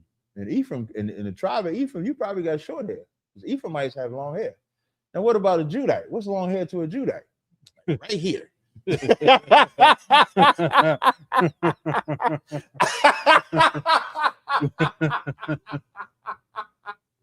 Long hair to a Judite is like right here. If that Judite get it like below the ear, oh, that nigga made it. He made it. Oh, it's long. I'm straight. That's why it says, doth not nature. Nature is what naturally occurs. When you cut your hair, you put extensions in your hair, you get them nasty ass dreads in here, you have altered your hair. Now read the next verse. Now, so what it's telling you about what Paul is addressing is what's long and what's short. And the argument with the men, when he says, does not nature teach you itself that a man having long hair is a shame to him, that most men don't have long hair. But who does have long hair? Read the next verse. But if a woman have long hair, it is a glory to her. Mm-hmm. It is a what? A glory to her. Is this talk about praying? Let's talk about what is her glory. Whether her head is covered or uncovered, her having long hair is a glory to her. And that's her cover. Her hair is her covering to this day. Why do you think women, if they have hair issues, they will get weave in their hair? They may get a wig in their hair because they know presenting themselves with their hair is everything. Because women are cosmetic. That's probably the best way to use it. The women, they look at their hair and that's a representation of themselves. So when it's talking about their hair for a covering, that's not talking about prayer at all. That's just saying that a woman's glory is her hair. That's all. Gotta take the next question. Come on. We got somebody in the backstage, JJ Hernandez. Shout out to the sister. Kassad Wana says, Salaki Cap, how do I order some obedience? Oh, you go to callgas.com. You order that. I'll ship it tomorrow. Now she gonna buy the obedience. We're gonna see. Maybe she gonna bring it back. Shout out to the sister. You ain't put her question on the screen. I did put it on the screen. Oh, I ain't see it. Shout out to Kassad. Kassad, you order that. You let me know you ordered it. I'm gonna ship it out tomorrow. Guaranteed. Let's see if JJ Hernandez got a question. Wait. To make it was audio only. Okay. Go ahead, JJ. All right. Shalom. Captain Shalom. Zarya. I've been following you for a while, man. I've been trying to get online. It's just been hard for me because it's been slavery, kind of working and stuff. So where do you live at? I live in Arizona. I can give you a number for Arizona. All right, cool. I appreciate that. Mm-hmm. My question is right now, it's kind of about my life situation. I was just trying to ask and see, like, what can I look in the scriptures or like going through like divorce and stuff like that? Trying to find out through the right way instead of just trying to listen to all this TikTok so you're trying stuff. to find the right way to divorce? Not divorce, but just to go about it through like the Most High, not trying to like just, run to another female or stuff like that. What was that? To go about what exactly? Divorce. Okay, there is like no through the right scripture way. There is no right way to go about divorce. Did that woman commit adultery on you? Yes, she just submitted that. It's not that long ago. Oh yeah, that's not your woman, huh? Did you sleep with her after you found out? No, I haven't. Yeah, do not touch that woman because that woman is not yours. She made the horrible decision that's gonna make it easy and hard for you. Because of course, in the book of Proverbs, it tells you that you can't. Hold on, let me see. I think it's in Proverbs. Is it Proverbs 8?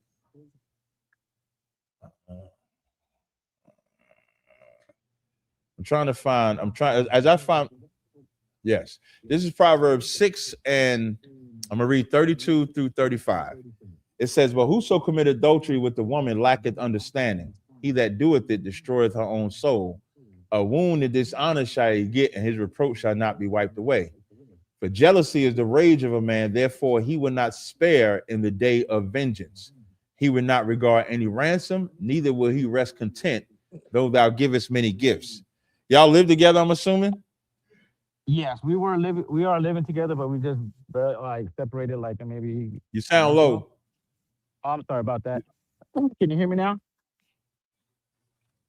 Like my internet's pretty bad out here.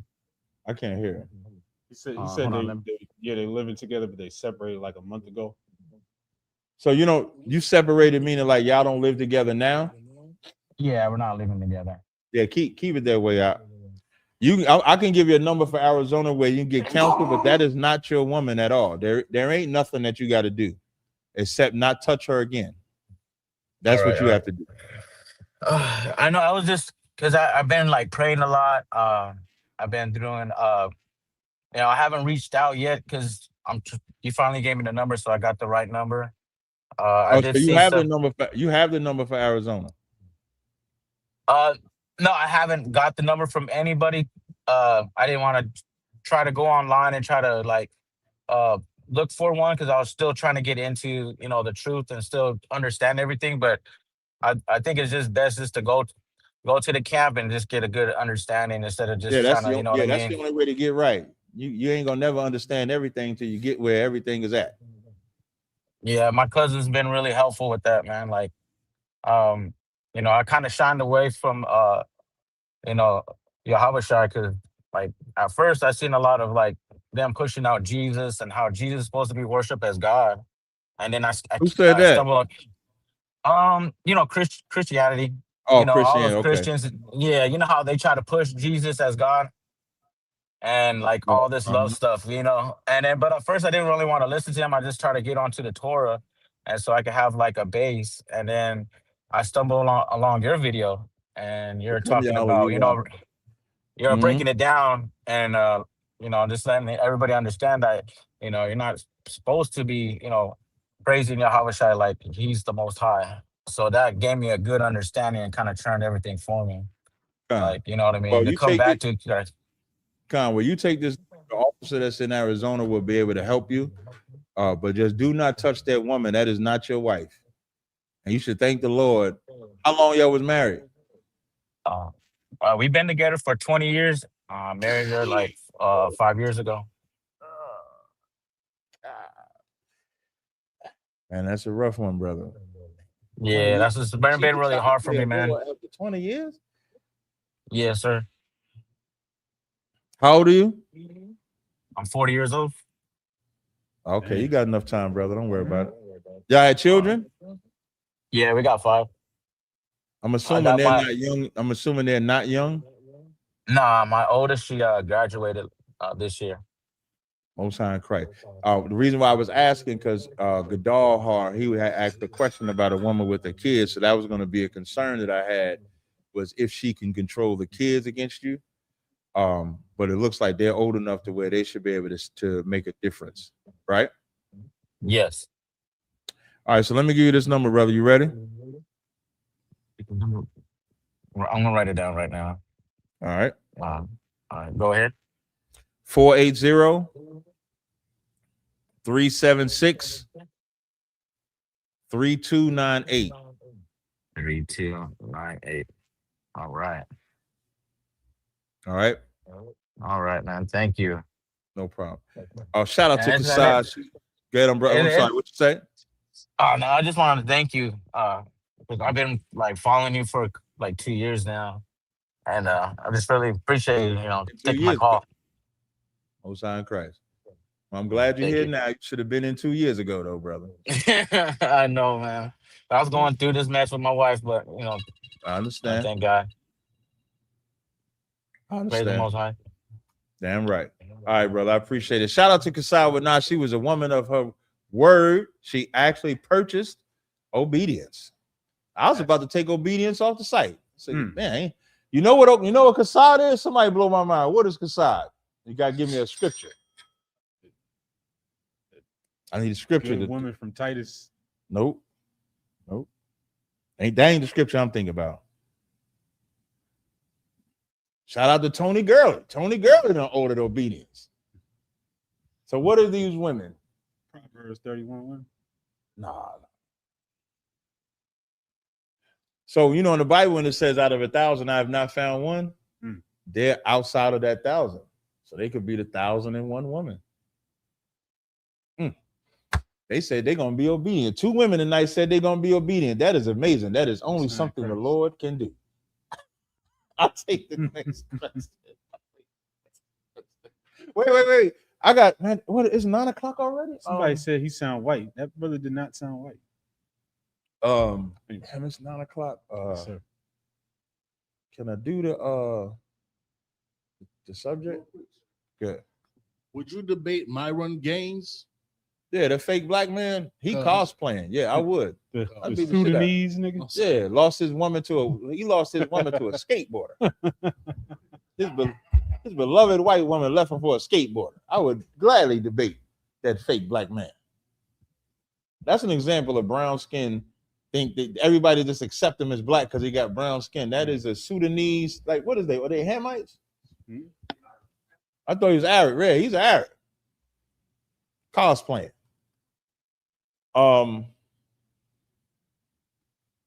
Should I go into the topic or because it's 9 o'clock? Should I do the subject? What's up to you? All right, so I do want to get this subject out the way, right? So I did do some research on this subject. I try to be as brief as possible on this subject. I promise. Do you have the video I was looking for? Yes, sir. Which one? The main one? With Officer Tatum, yeah. You can get that video for me. So Officer Tatum. So the title of today's class, Charlie Kirk and his token Officer Tatum, Black people are better off during Jim Crow. I want to highlight some things that took place during Jim Crow, and I want to show you how much of a step-and-fetched Negro this man, Officer Tatum, is, because I thought this was diabolical. So that's what we're going to get into now. Let me see. Excuse me if I got my... I give you $1,000. Just because you don't understand history and you look at everything in the lens as Black people are the ultimate victims in perpetuity, don't mean that Charlie Kirk can have an expression of something I agree with him on. Now you're here sitting here trying to tell a black man that I can't agree with Charlie Kirk on the fact that I think that Black people were in a better trajectory when we were in the 30s during after slavery. He No, didn't said say during slavery. You're lying. He said He after said slavery. you were better off during slavery. No, he did not. Show me the proof, and I'll give you $1,000. All right, let's go. You don't have it. Ain't no way in the world Charlie said we're better in slavery. He said after slavery. It's a whole sentiment around it. Officer Tatum says that Charlie Kirk says we were better or a better trajectory after slavery. Is that true? Is that true? That's true? Because what happened after slavery? Before I explain what happened after slavery, give me that second article I sent you. I want to show y'all who Officer Tatum is. I bring this out all the time. I brought this out. When I did that 10v1 debate against them Christians, y'all heard me bring up that mice in the cherry tree experiment, right? Mm-hmm. So this is where it comes from. Click that the link. Yes. Go to the top. Is there a way I can see it? Let me click over so I could see it as well. So this was done. Hold on. This is from the Seattle Times, similar to the New York Times, right? And it says mice inherit and induce fear. Let me flip my camera so y'all can see this on I don't know how to do this. So I'm gonna flip it like that. It says mice inherit, induce fear, an intriguing experiment.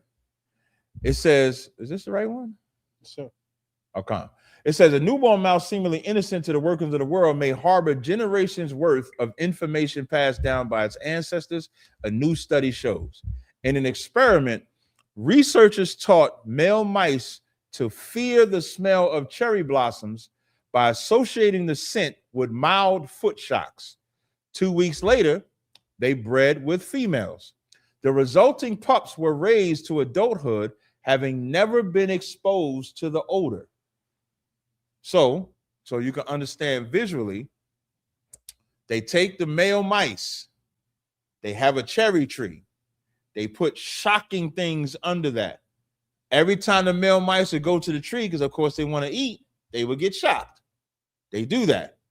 Then they take female mice, don't get exposed to the cherry tree. They mate. Now they have children. The children never was exposed to the odor either of the cherry, right? It says, yet when the critters caught a whiff for it the first time, so when the critters get a whiff of the cherry tree, of the smell of the tree, right?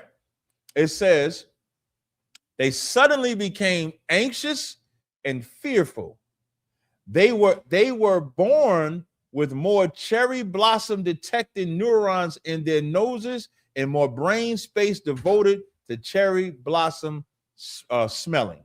The memory transmission extended out another generation when these male mice bred and similar results found, meaning it was passed down generations to generations. Where neuroscientists at the Emory University, where they did the study at, found that genetic markers thought to be wiped clean from birth were used to transmit a single traumatic experience across generations, leaving behind traces in the behavior and anatomy of future pups. The study published online in the journal Nature Neuroscience adds a growing body of evidence suggesting that characteristics outside of the strict genetic code may also be acquired through our parents through epigenetic inheritance. Officer Tatum, his daddy, his daddy's daddy, his daddy's daddy's daddy, his daddy's daddy's daddy are the mice that were exposed to cherry tree. When Officer Tatum defends Charlie Kirk, when Officer Tatum married, did y'all confirm the white woman? Somebody confirm the white woman for me? I guarantee you got a white wife. I got to Google it. Somebody find that out for me. When he marries the white woman, when he defends white people to no end, it's because when he gets around white people, he gets anxious. He gets sensitive. Just like when you get around white people. Without this truth, when you get around white people, the liliest of the lily. I knew Officer Tatum had a white woman. Yeah, that's him. Yeah. I knew he had a white woman. The liliest of the lily. Because he has the cherry tree syndrome. He will always defend the white people because of the anxiousness and fear that he has of it being passed down. I want y'all to understand that before we go into the Jim Crow. Do you got the video I sent you? Yes, sir. Play that video. At the minute marker that I told you to play at. Come on. The water.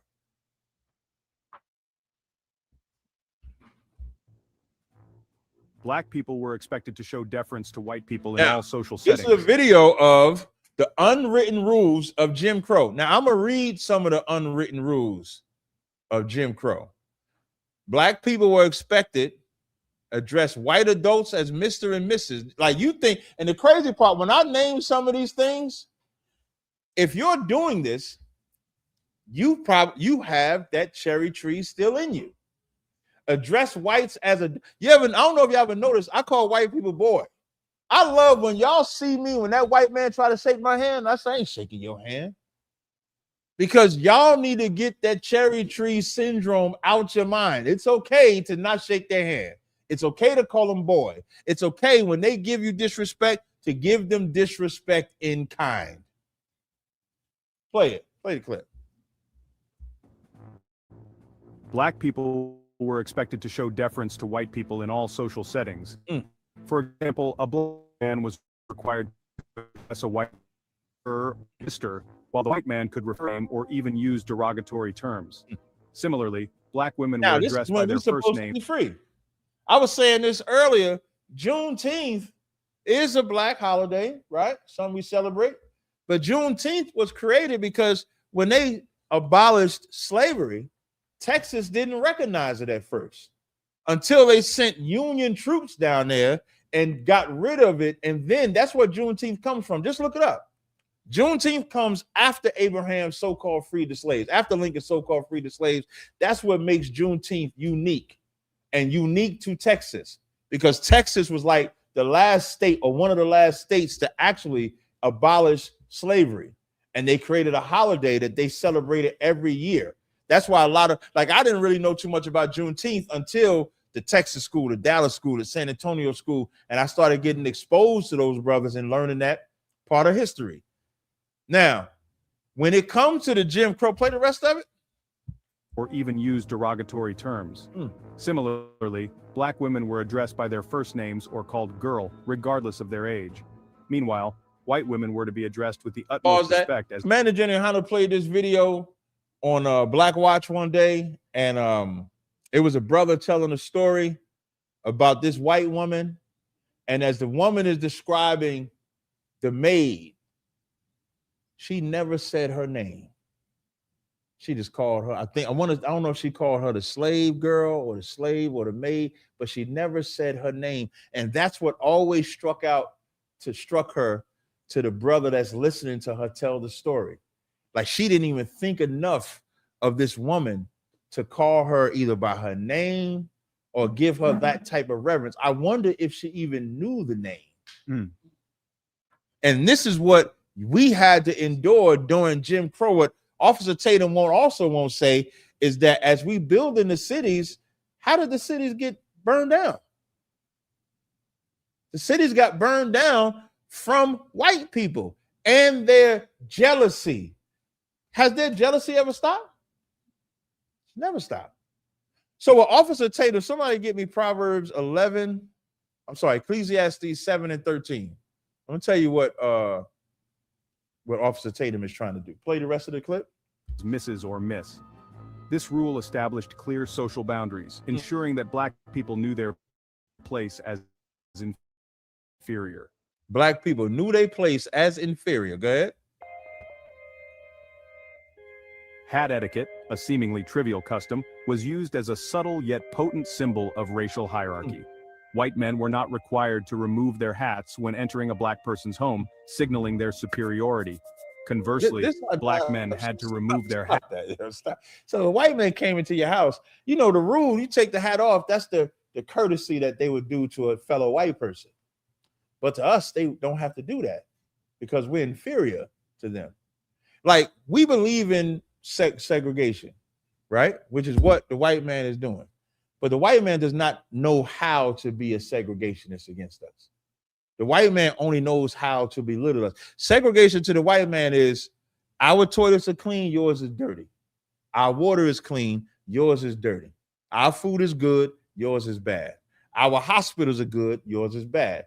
We will provide medicine for ours, we won't provide medicine for yours. We won't do anything for you that's better than us. And if you happen to be better than us, we'll burn your shit down.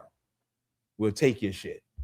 When they talk about the inventions of black people, when the inventions of white people, you know, 9 times out of 10, there was always a black man or black woman behind that invention that had the intelligence to do the job, but the white man took credit for it. That's how it's always been. And you're telling me it was better back then than it is now? When the Bible says oppression make a wise man mad, don't let this oppression that we are in, where we are violent to each other, take away that back then it was worse. Keep playing it. Hats in the presence of whites, signifying their submission. This simple act, even something as basic as black people were expected to step off the sidewalk. Bring it back a little bit. No, yeah.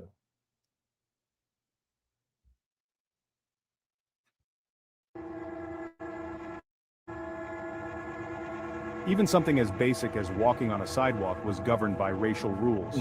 Black people were expected to step off the sidewalk when passing white pedestrians, a physical manifestation of their subordination. If a black person failed to yield, it could be seen as a challenge to the racial order, sometimes provoking violent consequences.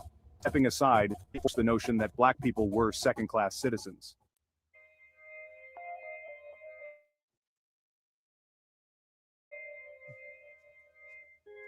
In an effort to maintain bound, black people were expected to avoid direct eye contact with white people, especially white women.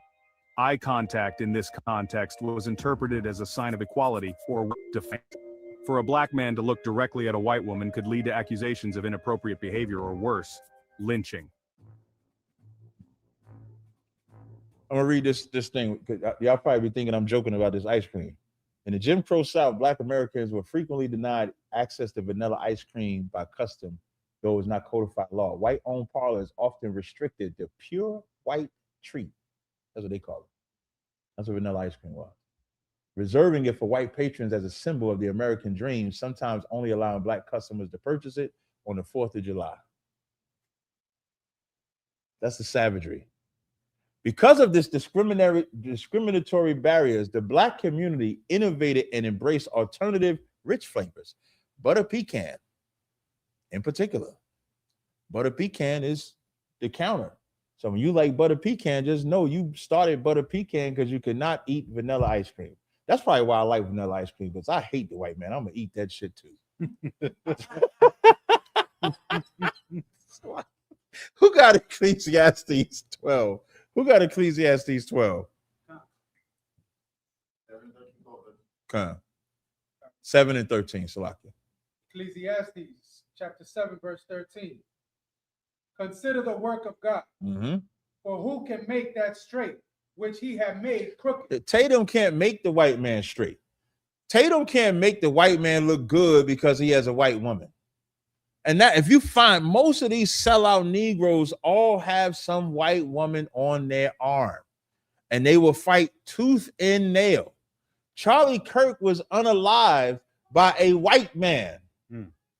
And he said a white person is more than likely to be unalived by who? A black man. That's what he said. That's God saying, nah, you the one that's crooked. That's why he got unalived by a white man. That's it on the verse. I'm going to read a couple of things. These are the black codes in 1865 to 1866, which went further. Southern states passed laws restricting black people's movement, employment, voting, and property rights. Many laws forced black people into labor contracts under harsh conditions. Convict leasing. Black men were disproportionately arrested for minor or fabricated offenders. When slavery was over, what is it? Is it the 13th Amendment or 14th? Where they can enslave you if you're a criminal? That's when slavery became a financial institution. I'm sorry, the prison became a financial institution when slavery was over, because they had to get a replacement for that financial institution. Slavery was financial too. They made a lot of money off of slaves. When the so-called Jewish man, Sephardic or otherwise, when y'all watch that video I did with the cat named Azulay, I think you say his name, he tried to challenge me on what's the Sephardic Jews was enslaved. I started naming them down. He said, where did you get that from? I said, the Library of Congress, because that's what it said. So when as they're making their money, when they ended slavery, they ended that business. And so now it's like, well, where do we replace this money from? We're making thousands of dollars, millions of dollars off of this business. And so the prison department, the prison system, then became the business. And we became that. Like that movie Life is an example of that. In that movie Life, they just said that they unalived them. And they went to jail for life. And what did they do? We got digs need ditching, rails need plowing. So them railroads and highways and all that, that is free labor from the prison department that works to this day. I'm gonna read more. It says states lease prisoners. Oh, I didn't even know I was going to say this. States lease prisoners to private businesses where many endure brutal conditions resembling slavery. The Ku Klux Klan. You ever see them pictures of the Ku Klux Klan? And they be in church, hats on and everything, and then there be some black people in there. That is oppression. And you're telling me that was better than it is today. That's how much of a slave Tatum is. Tatum is such a slave that in his book, it's slavery, closed book, black on black crime. He don't have no sense of what's in the middle, because if he had sense of what's in the middle, he would tell the truth about the white man burning down every city, the white man essaying, the white woman lying on our black men for crimes we did not commit. That's what he would do. With that, I pass the class to Priest and Officer Yatazan.